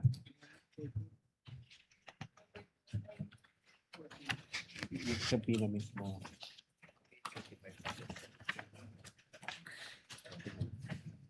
For information, the time of Senator Judge Marcos is over. Kindly. Yes, but he's still responding Of to the course, we same will wait for question the if you will response allow. first. Siya po yung matagal, hindi tayo. We're only counting your the questions that you ask, not the answer. Neither are we counting the waiting time for the witness to answer. I-check ko lang po, Your Honor, para Kasi yung mga sumunod na meeting, doon sa page 13, sa number 30 at sa mga sumunod, yung mga tinutukoy doon, yung mga media na nandun sa Zoom conference. Hindi naman siya yung ABS na humawak ng camera noong October 18. Iba naman yung mga tinutukoy doon eh. Attorney Lutok, the question of the Honorable Marcos is on page 6, paragraph 14. You said you sent a subpoena on November 6, 2024. Unfortunately, because the annexes are not part of the document marked, it's not here. So the question is quite clear. If it's a mistake, then what is the correct date of the subpoena? If I can see the real subpoena, Your Honor. Kindly talk to the mic, please. Yeah. If I can see the real subpoena, Your Honor, because the subpoena was signed by our Assistant Director for Investigation Service. As I said, unfortunately, it was not attached to your affidavit, and I doubt if it's one of those marked or pre-marked Wala. by the counsel for prosecutors. As he said and admitted earlier, he did not or they did not mark all of the annexes in your affidavit. Yes, Your Honor. If I may, check ko lang po, Your Honor, para sigurado ho. Wala sa'yo ngayon. Inaanap ko po rito. Wala nga pong annex yan eh. Wala sa annex at wala rin sa affidavit. Kasi yung mga media na tinutukoy sa ibang pahina, eh yung mga nag-interview nung Zoom conference.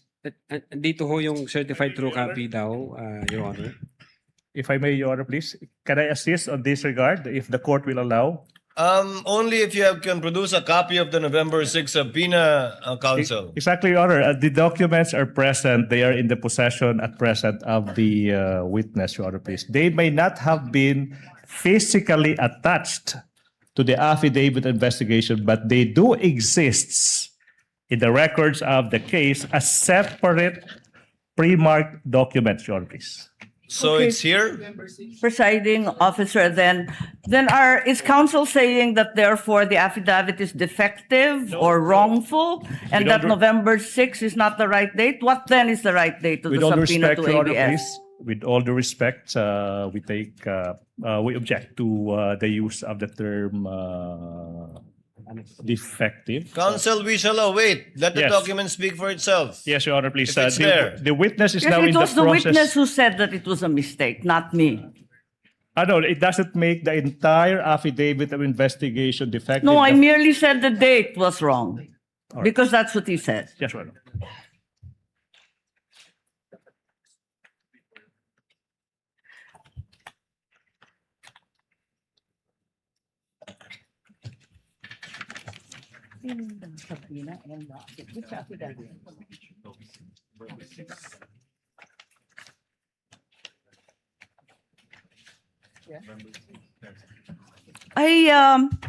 It's just been brought to my attention that, in fact, presiding officer, two documents were issued on November 6. Not only the subpoena to ABS-CBN, but further the affidavit of investigation regarding the October 18 press con. Can we please be clarified as to these two documents which don't seem to appear in the affidavit nor in the annexes provided? Let's first wait for the witness to answer the first question, Senator Judge Marcos. Okay. Yes, Attorney Lotok. If I may, Your Honor. Ito ho, ang subpoena, Duces Tecom, yung date ho ng appearance niya is December 11. Appearance po, ang tinatanong yung date ng subpoena. Date Attorney ng Lotok. subpoena, Your Honor, is 6th day of November 2024, which I believe this is a typo kasi magkakasunod ho ito doon sa mga inisyuan namin na media personalities. Attorney Lotok, typo na yung affidavit mo? Typo pa yung subpoena? Hindi po. What are you looking at? The subpoena or the affidavit? Dalawa yan eh. What are you looking at, Attorney Lotok? Subpoena, Your Honor. So the subpoena is dated November 6. Okay. And the affidavit also is November 6. Dalawang typo carried over. Asan yung affidavit? Hindi ko pa nakita, ma'am, yung affidavit na November. Your 6. affidavit Ikaw ang says pumirma November eh. 6. Pwede patingin ako ng affidavit. Yung affidavit of investigation mo na binigay, pati I-check yung ko po, amended, carried over din. Yung first draft na rineject ng DOJ, yung ikalawa, parehong November 6. Saan? Pirmado ninyo eh. Page 6, Counsel, paragraph 14 of his affidavit of investigation.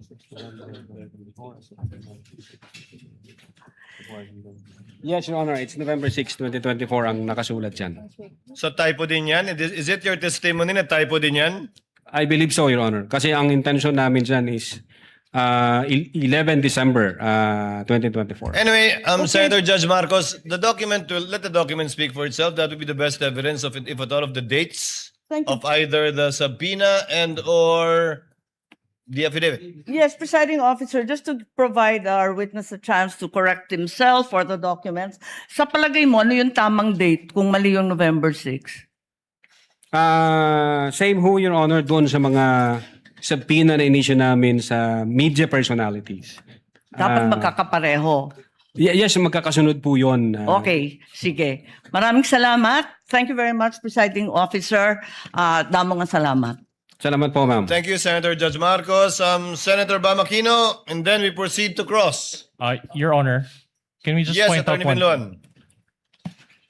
Your Honor, regarding that matter, Your Honor, may we just manifest, Your Honor, for the record that not only in paragraph 14, page 6, does the November 6, 2024 date appear, it also appears on the footnote.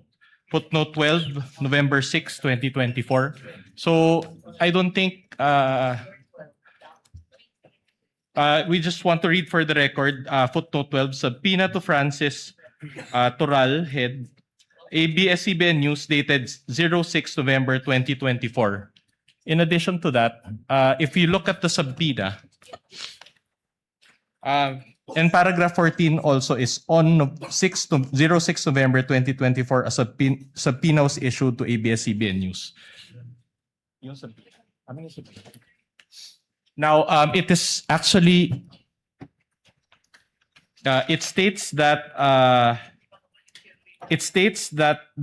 copy of the video pertaining to the 18 October 24 press conference. And when you look at the subpoena itself, can you just ask for time?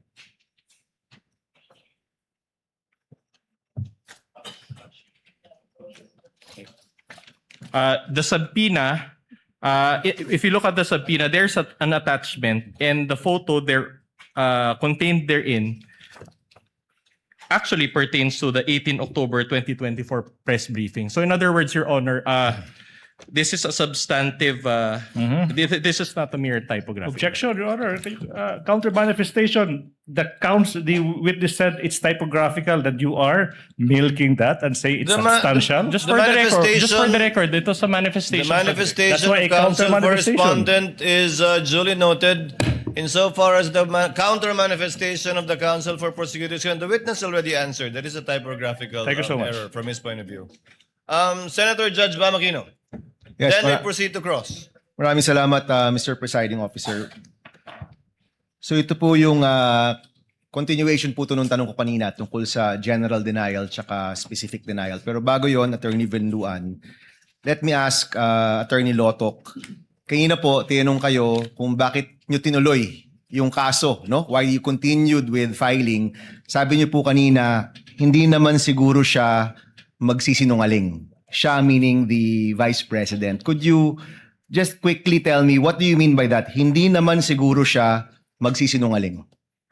Well, the surrounding circumstances, Your Honor, at that time, yung atmosphere, sabi ko nga, galit na galit siya at madiin yung kanyang mga binitawang salita.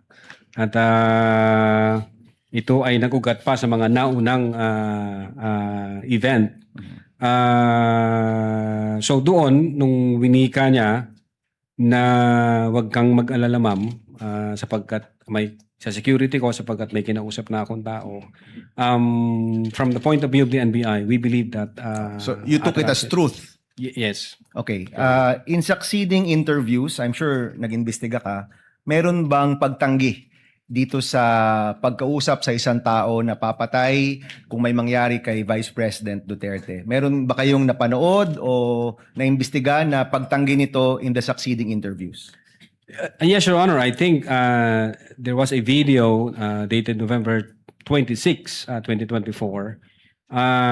Doon sa video na yon, instead na i-deny niya yung nangyari noong November 23, ni-reiterate pa ho niya, Your Honor, in-admit po niya na indeed may kinausap siyang tao. So inulit pa, kumbaga. Opo. Okay. So let me repeat my question to the defense. Now, so far, wala pang actual statement si Vice President Duterte na tinatanggi itong pagkausap sa isang hitman. And for the benefit of the public, magkaiba ho kasi yung general denial sa specific denial, no? Ang general denial, hindi ko ginawa yan. Wala akong kasalanan, no? Yung specific denial, hindi ko ginawa ito mismong mga bagay-bagay na ito. Hindi ko yun nakita sa sagot ng depensa. So I asked the defense, is there a denial that the Vice President actually spoke to a person to contract, spoke to a person to kill, you know, the individuals that we're talking about, Attorney Venluan? Sabi nyo meron. Your Honor, Could you point us to where it is in your answer? Your Honor, I just want to clarify because specific denial is a legal term. So in other words, we just want, in order to satisfy the query of Senator Judge Aquino, we will give him a copy of our answer, and we highlighted certain portions thereof, particularly paragraph 3 and paragraph 197 for his Can you read both paragraphs, paragraphs, please? Because I've also read kami dito, binabasa naman namin yung mga sagot ninyo at siniseryoso namin yan, no? So can you read the two, please? It reads, the rest of the allegations in the articles, including the supposed evidence attached therein, are specifically denied for being false, misleading, impertinent, mere conclusions of fact and law, and subject to the affirmative allegations and special and affirmative defenses below. And then we That's Article enumerated. 3. Paragraph 3, Your That's Honor. paragraph 3. So the rest, no, itong mga iba. Okay, paragraph 197. 197. It says there, finally, no such purpose contemplated by law was attained or could have been attained precisely because the respondent did not have any purpose other than simply answer a speculative inquiry. So that is our position on the matter. So your position is that is enough of a specific denial to the allegation na may kinausap na hitman si Vice President Sara. Yes, Your Honor, because we discussed in our answer that the presumption never shifts. It is in light of our discussion that it is the burden of the prosecution to prove their claim, considering that according to our laws, he who alleges must prove. And so we just presented our arguments accordingly, Your Honor. Okay. So I'm sure, attorney, sa inyong summation, you will argue this, that the burden of evidence has shifted. Pero hindi nyo po na take into account na ito mismo'y galing sa Vice President natin. Your Honor, to clarify, the burden of proof is with the prosecution and not with the defense. In fact, Your Honor, according to our laws, even if we do not present evidence, if they do not overcome that threshold, Your Honor, then we believe that our client is Okay. entitled to. So ang sagot po nyo, and this is my final question, presiding officer, ang sagot po nyo, kailangan i-prove ng prosecution na merong hitman. And you're not denying that the Vice President spoke to a hitman. No, we are denying that, Your Honor. It's just that was our presentation in our answer. Okay, so for the record, you are denying that the Vice President actually spoke to a hitman na, in fact, ang sabi nga ni Attorney Lotoc, hindi siya nagsisinungaling. Yes, Sinasabi nyo, actually, nagsinungaling siya at wala siyang kinausap na hitman. Yan pong sinasabi ninyo. Yes, Your Honor. I don't know what's the frame of mind of Attorney Lotoc, but that is our answer, Your Honor. Okay. That she denied. Maraming salamat, Attorney. Thank you. Your Honor, Thank you, Senator Judge Aquino. Senator Judge Zubiri is recognized. You have 2 minutes, sir. Thank you very much, Mr. Presiding Officer. I just want to go to the line of questioning continue the line of questioning of Senator Aquino to the prosecution, Attorney Vinluan. So there is Defense, not, Your Honor. yes, I'm sorry, defense. My apologies, Attorney Vinluan. Has been no in any instance that the Vice President had come out on TV or radio saying that hindi, joke only, nagkamali ako, nagbobo kasi. Si Tatay Digong nung araw sinasabi niya yun eh. So, papatayin ko siya. Tapos mamaya, joke only yan. Nagloloko lang ako. Parang ganun. So at no particular point in time has she issued a denial that she said these statements? Aside from what you submitted to this court as a blanket denial. There is, Your Honor, and we just reserve our right to present that evidence at the proper time as well, Your Honor. Okay, so there's a video or recording that was done maybe a month or during the period of time that she had mentioned this, that she was denying, because we'd like to see that as well. That would weigh in heavily on our decision because kung ngayon lang po nagpalabas ang depensa ng denial, parang after the fact na kasi nagkaroon na po tayo ng impeachment trial. We'd like to see that if you have that kind of evidence. We will provide, Your Honor. Thank you very much, Mr. President. Thank you, Senator Judge Zubiri. What is the pleasure of Senator Judge Alan Cayetano?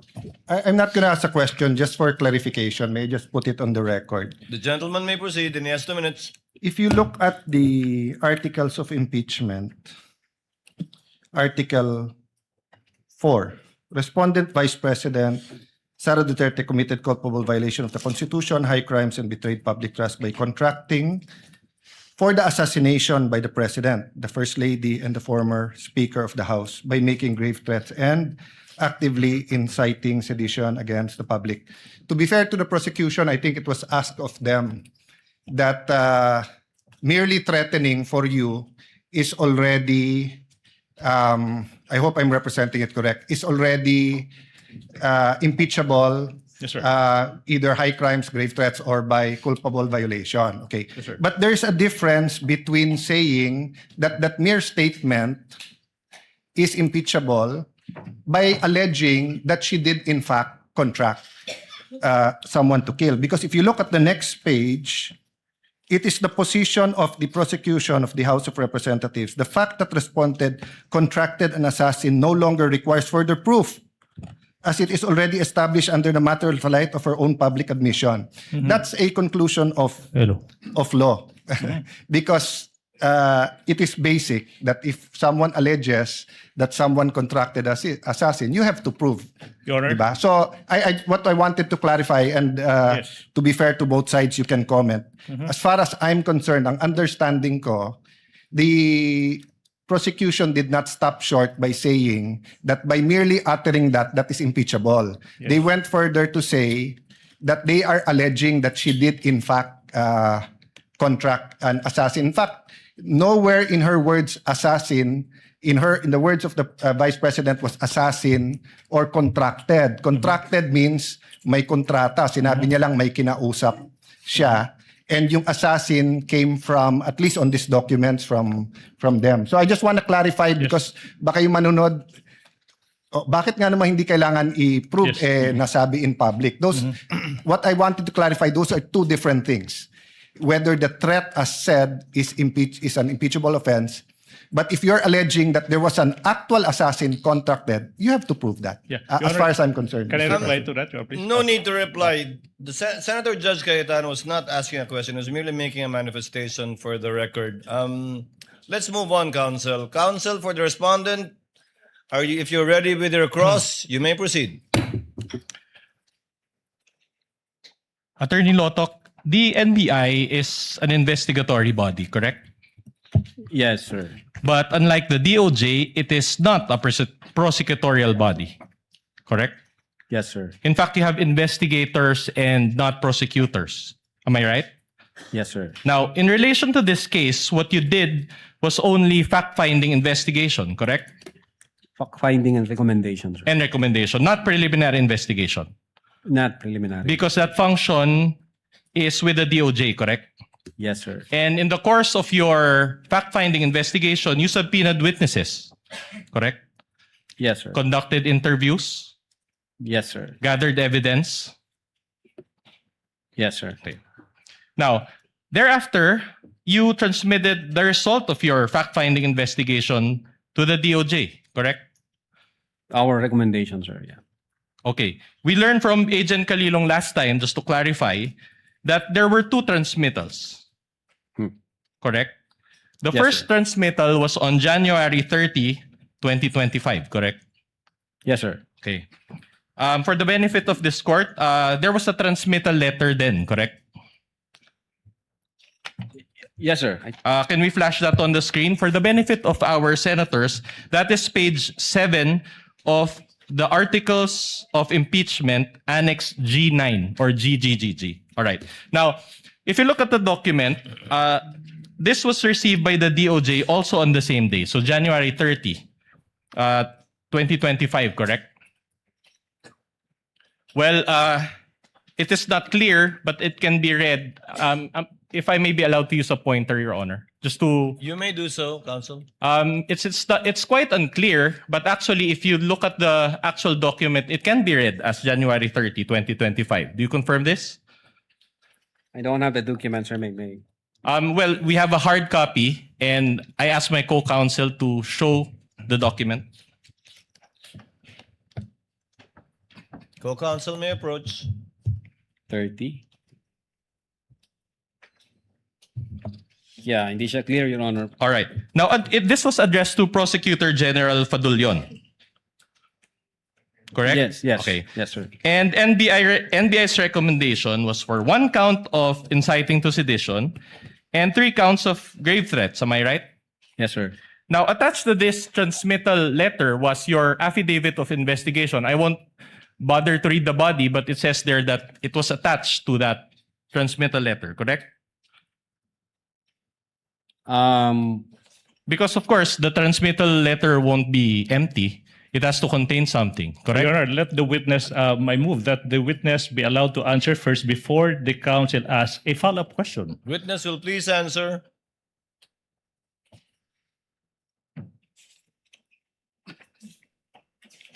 I think yung copy ng affidavit is nasa DOJ na, yung first affidavit. So there was pa? an affidavit of investigation because Agent Calilong also confirmed this last time. So I just want a clarification from you. There was a first affidavit of investigation dated January 30, Yes, 2025. All right. But we never saw this because it was never released, correct? I think nasa DOJ. Nasa with the DOJ. For purposes of case build-up. But didn't you keep a receiving copy for your office?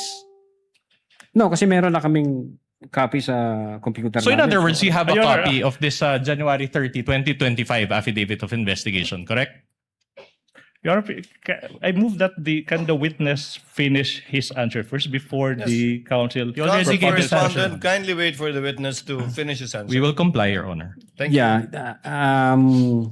Well, personally, I believe na nandun sa DOJ yung copy and then yung sinubmit sa amin is yung unang certification stating na kailangan yung i-comply itong 7 All right. requirements. Okay. Now, there was also an investigation data form attached, correct? I don't have the copy, Your Honor. But if you know if there is a investigation data form that was attached to it, correct? Okay. Now very well. Now the DOJ thereafter evaluated the case. Part of the DC-15 requirement, Your Honor. No, it's a yes, sir. It's answerable by yes or no. Your Honor, the witness is in the process of answering a question. He is intelligent enough to answer the question. Let the witness finish his answer. Part of the requirement of the DC-15 series of 2024, if I'm not mistaken, the circular has directed the prosecutors to proactively engage in the investigation of crimes or in the criminal investigation. Kaya ho yung ginagawa namin, nung nag-submit kami, nung transmittal, ang purpose ho nun, for evaluation ng ating prosecution.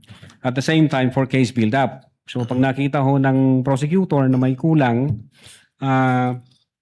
part ho ng evaluation saka case build-up process, nagbibigay ho sila ng recommendation, NBI, may kulang kang ganito, may kulang kang ganito, hindi pa sa sufficient, i-comply nyo muna to. Part po yun ng DC-15 requirements. All right, clear. So in other words, the evaluation is to determine if the recommendation is sufficient or insufficient for the purpose of preliminary investigation, correct?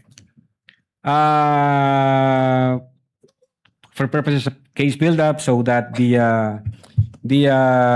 transmittal or referral would be able to comply the requirements of preliminary investigation. At any rate, preliminary investigation is the next step, correct? Yes, Your Honor, after the evaluation and case build-up process. Can you receive this evaluation or response from the DOJ? Am I right? You mean the certification, sir? Yes.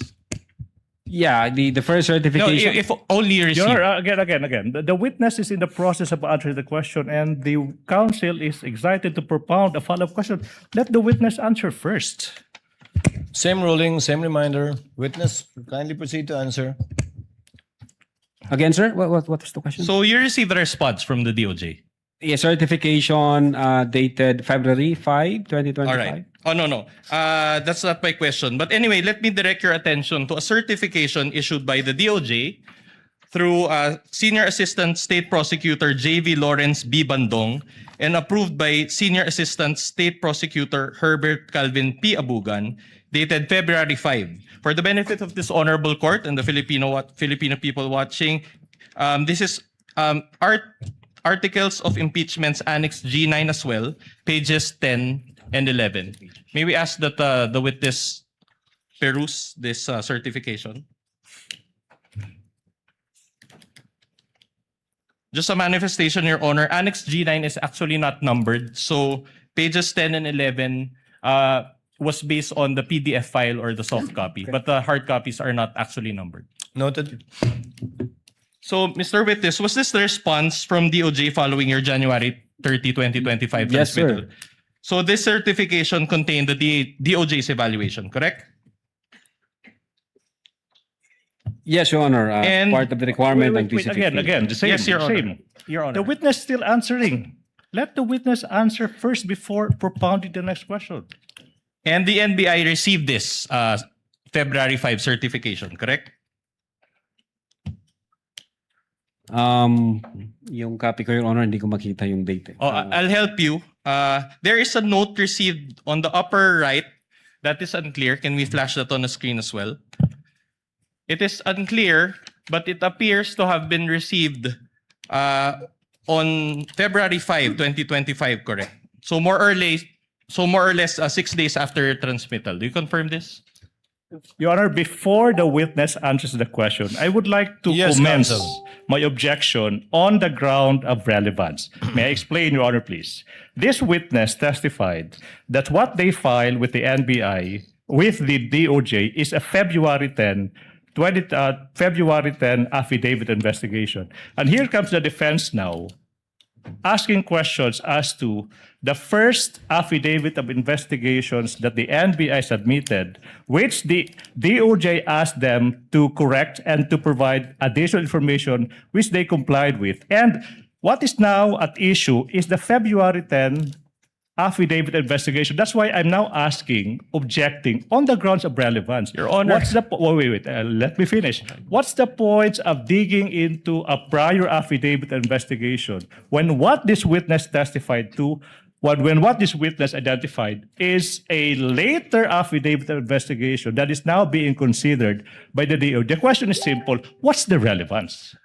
Objection is overruled. It goes into the credibility of the witness as well as his ability to testify as to his investigative report. And witness is competent enough anyway. Witness may answer. Yes, Your Honor. No, Your Honor, we received that letter on 10 February 2025 based on the second letter submitted to Honorable Richard Anthony D. Fadulion, signed by Judge Jaime B. Santiago.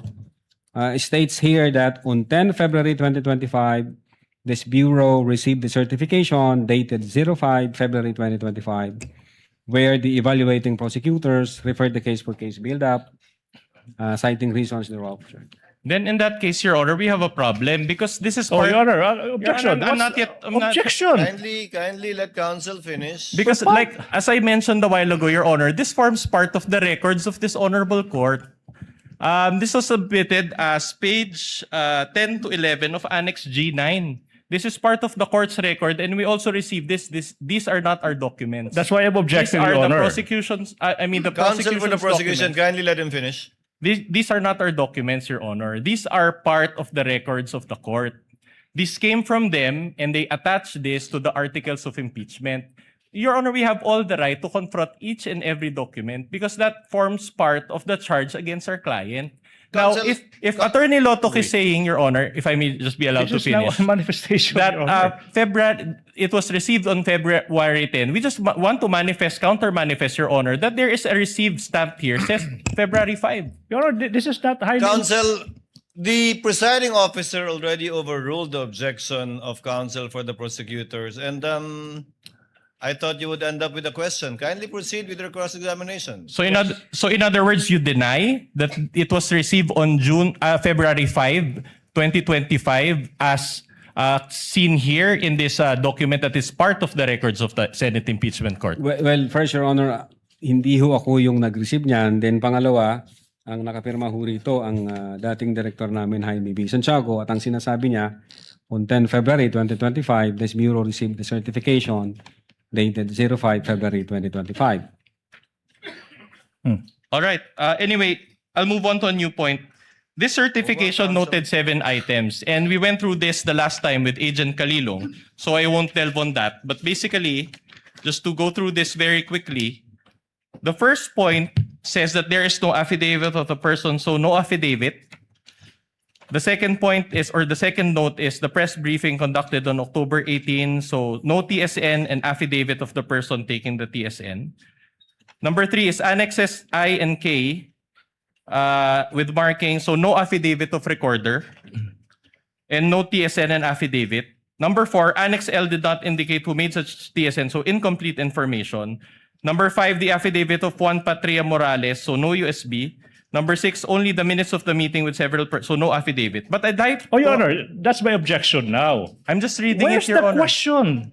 Wait for the question. Okay, I'm that's the question. going to the Counsel. question. I'm just Thank laying you. the basis, Your Honor. Now, I'd like to highlight note number 7. Please allow me to read that portion, or at least the latter portion thereof. It says there, in the instant complaint, only the NBI executed an affidavit and there was no participation on the part of the offended parties. As it appears, NBI is not the offended party for the crime of grave threats. My question is this. So based on note number 7, according to the DOJ, the NBI is not the offended party, correct? Based on number 7, based on number 7, NBI is not the offended party for the crime of grave threats. Okay, very well. So the offended parties, if at all, are President BBM, the First Lady, and the former Speaker, correct?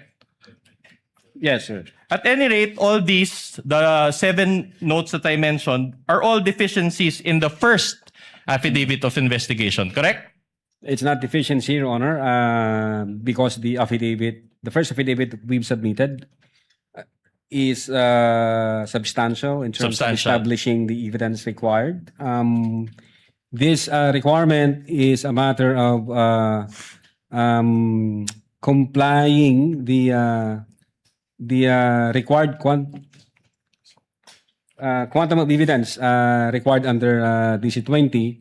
And if I may, sir, the purpose of submitting our referral to the Department of Justice is for preliminary investigation, which under the NPS rules, the new rules under the NPS, the law enforcement agency can submit a complaint affidavit, or in fact submit a complaint before the DOJ for purposes of preliminary investigation. The requirement that the offended party should have that complaint affidavit is not an indispensable requirement, and so far as the preliminary investigation is concerned. And so far as the preliminary investigation is concerned. Very well. Now, based on that answer, I'd just like to point your attention to the portion of this certification dated February 5, 2025, next to the box ticked with an X. Kindly allow me to read, if we can highlight that portion.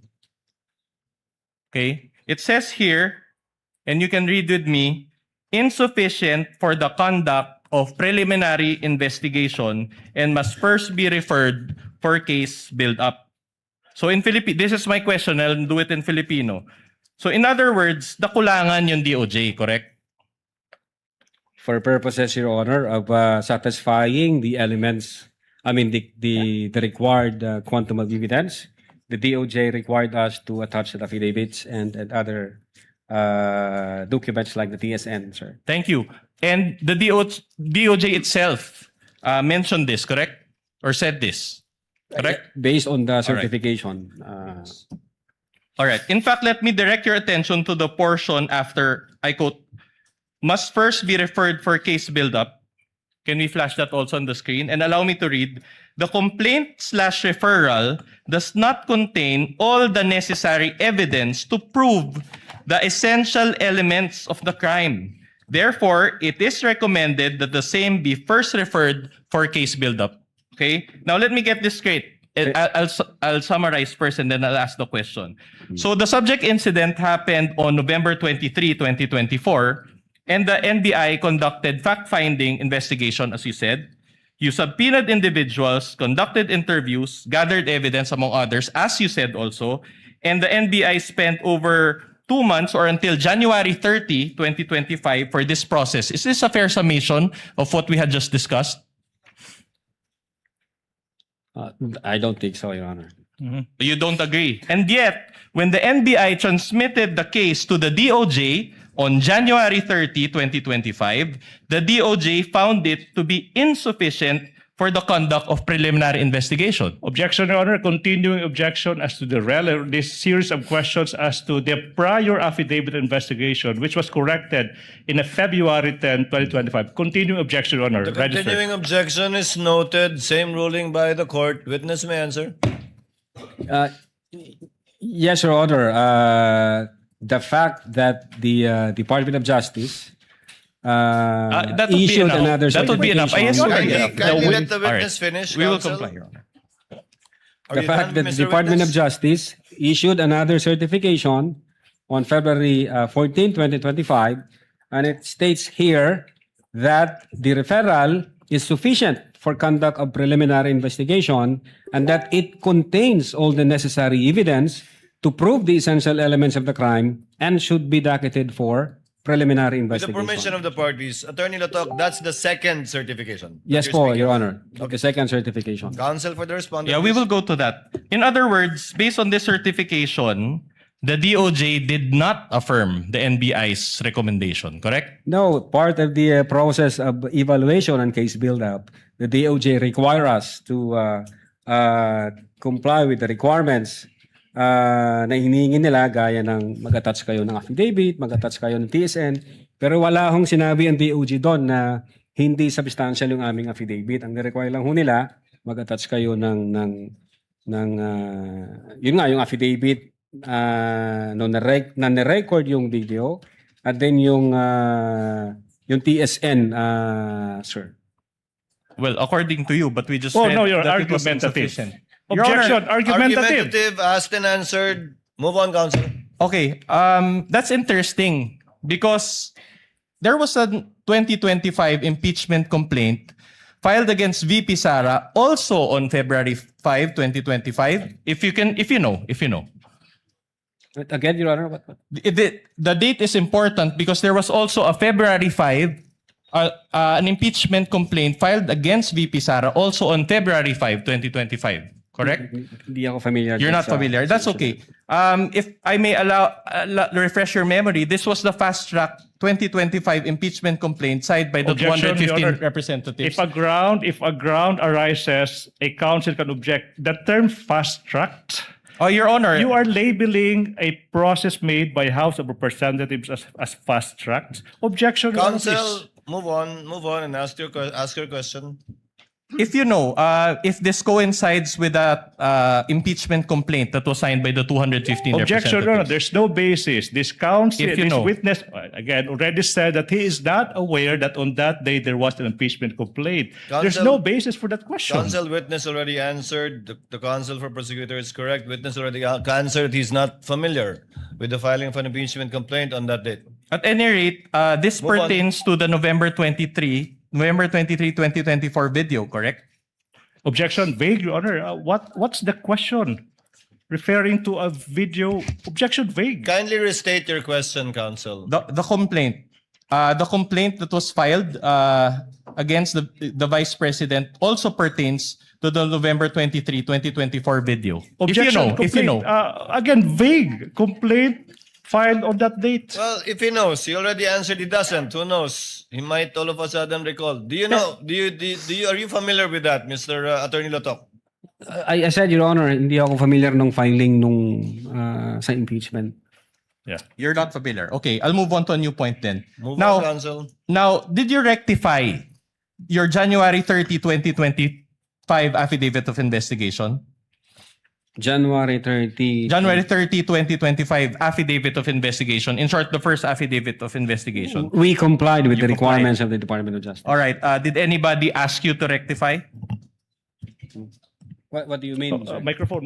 Use the microphone. What do you mean? Did you receive any directive from anybody to rectify that affidavit of investigation? Objection, argumentative. The question was asked. He said we complied, and then he's now asking the I'm same asking question. who? I'm asking if there is another person who directed you to satisfy the requirement. Overruled. withdraw, Witness withdraw. will answer. Witness is an intelligent witness. Aside from the fact that he's a lawyer.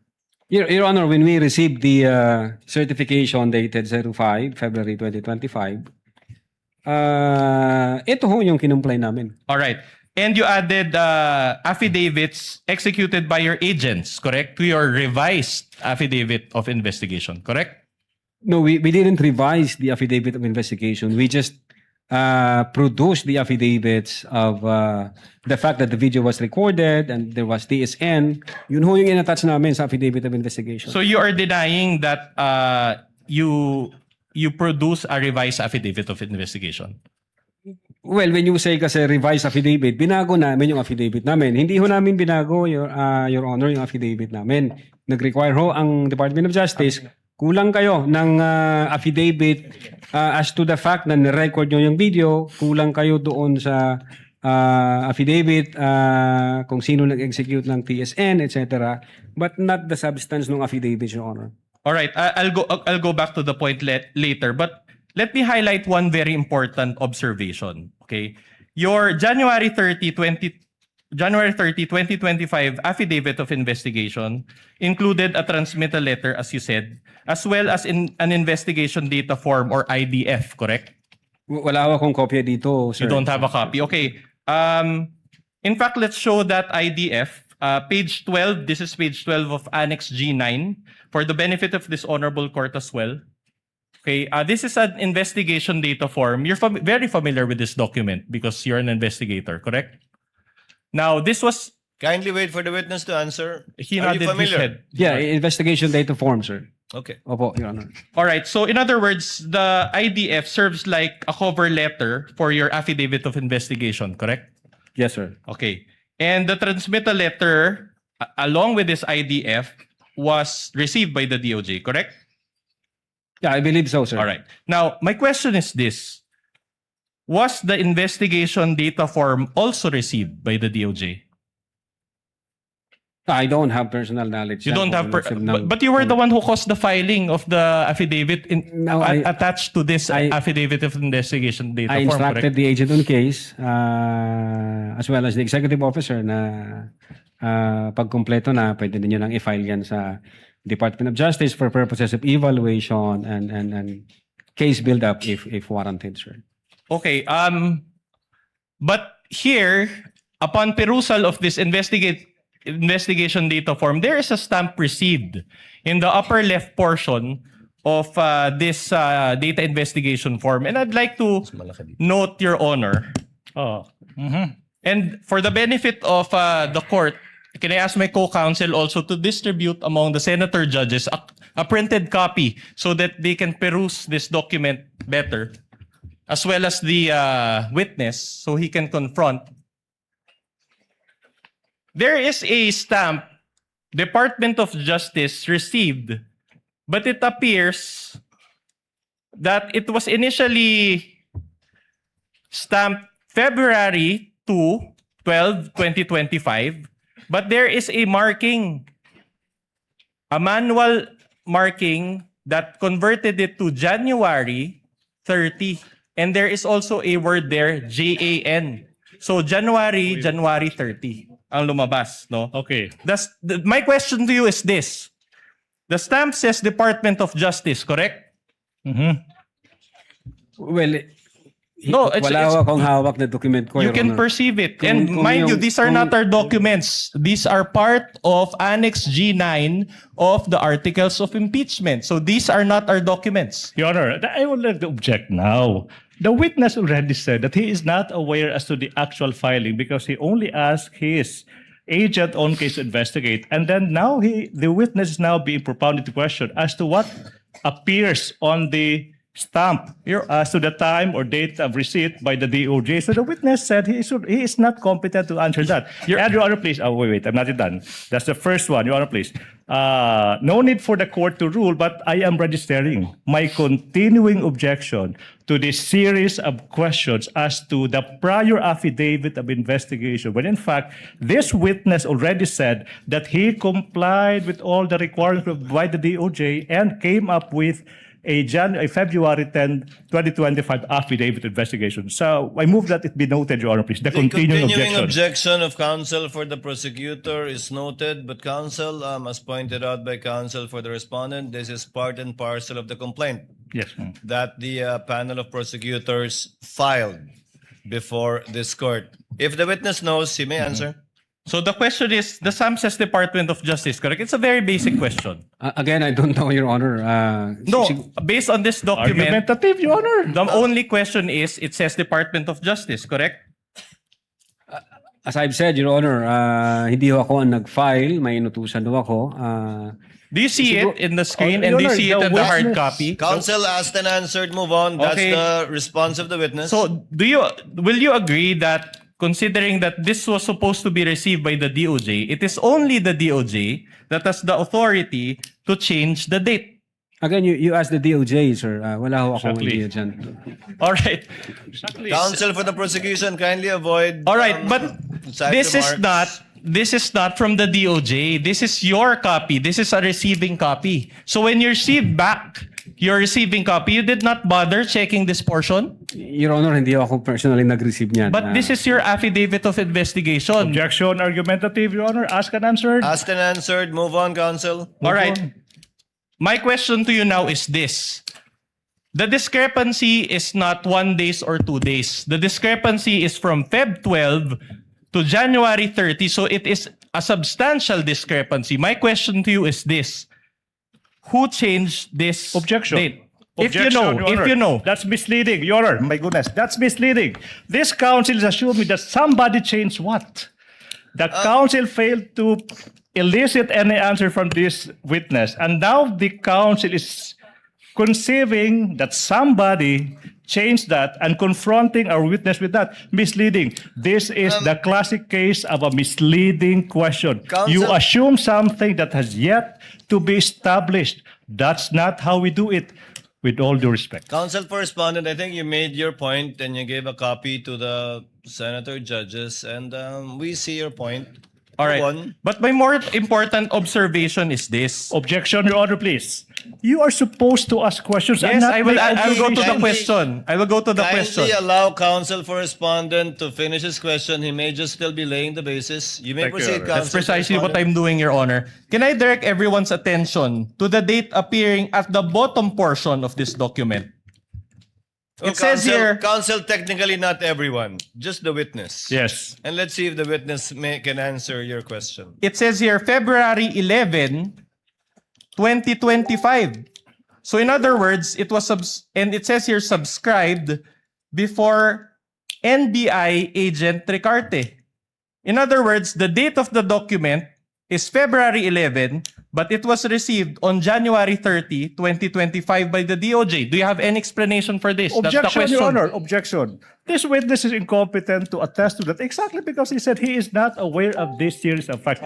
I know where the counsel for respondent is going. Unfortunately for him, his line of argument was already nipped in the bud when this witness said he is not aware of that. He should move on to other points. Your Honor, the witness said that the investigation date, this investigation data form was attached to the original affidavit of investigation.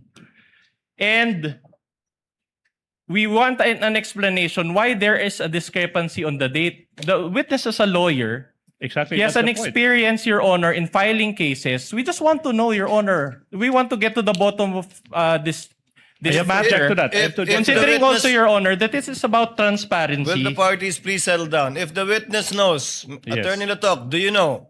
Can you explain the discrepancy, or are you personally aware of the discrepancy? I cannot explain this, Your Honor. Unang-una, hindi ako nakapirma dito, hindi ako nag-receive. At wala akong ideya dito sa... But Attorney Latok, you see the point that the counsel for respondent is trying to make, correct? Yes, Your Honor. That the but- date of receipt was changed to 1/30, January 30, but it was subscribed to on February 11. Meaning, you see it, but you have no personal knowledge how that came about. Yes, Your Honor. I don't have... Move on, personal counsel. So, doesn't this demonstrate that that the document was Allow tampered counsel with? to finish. Doesn't this demonstrate, if you know that this document was tampered with? does Objection, that Your Honor. demonstrate that? Exactly. He's now arguing with our witness, Your Honor. Sustained. Move on, counsel. Move on to your next topic, counsel. Your Honor, but you agree, Attorney Lotok, that the IDF is not a simple cover letter, correct? Ask and answer, Your Honor. Okay, in fact, it is an affidavit, correct? Yeah. An IDF is an affidavit, correct?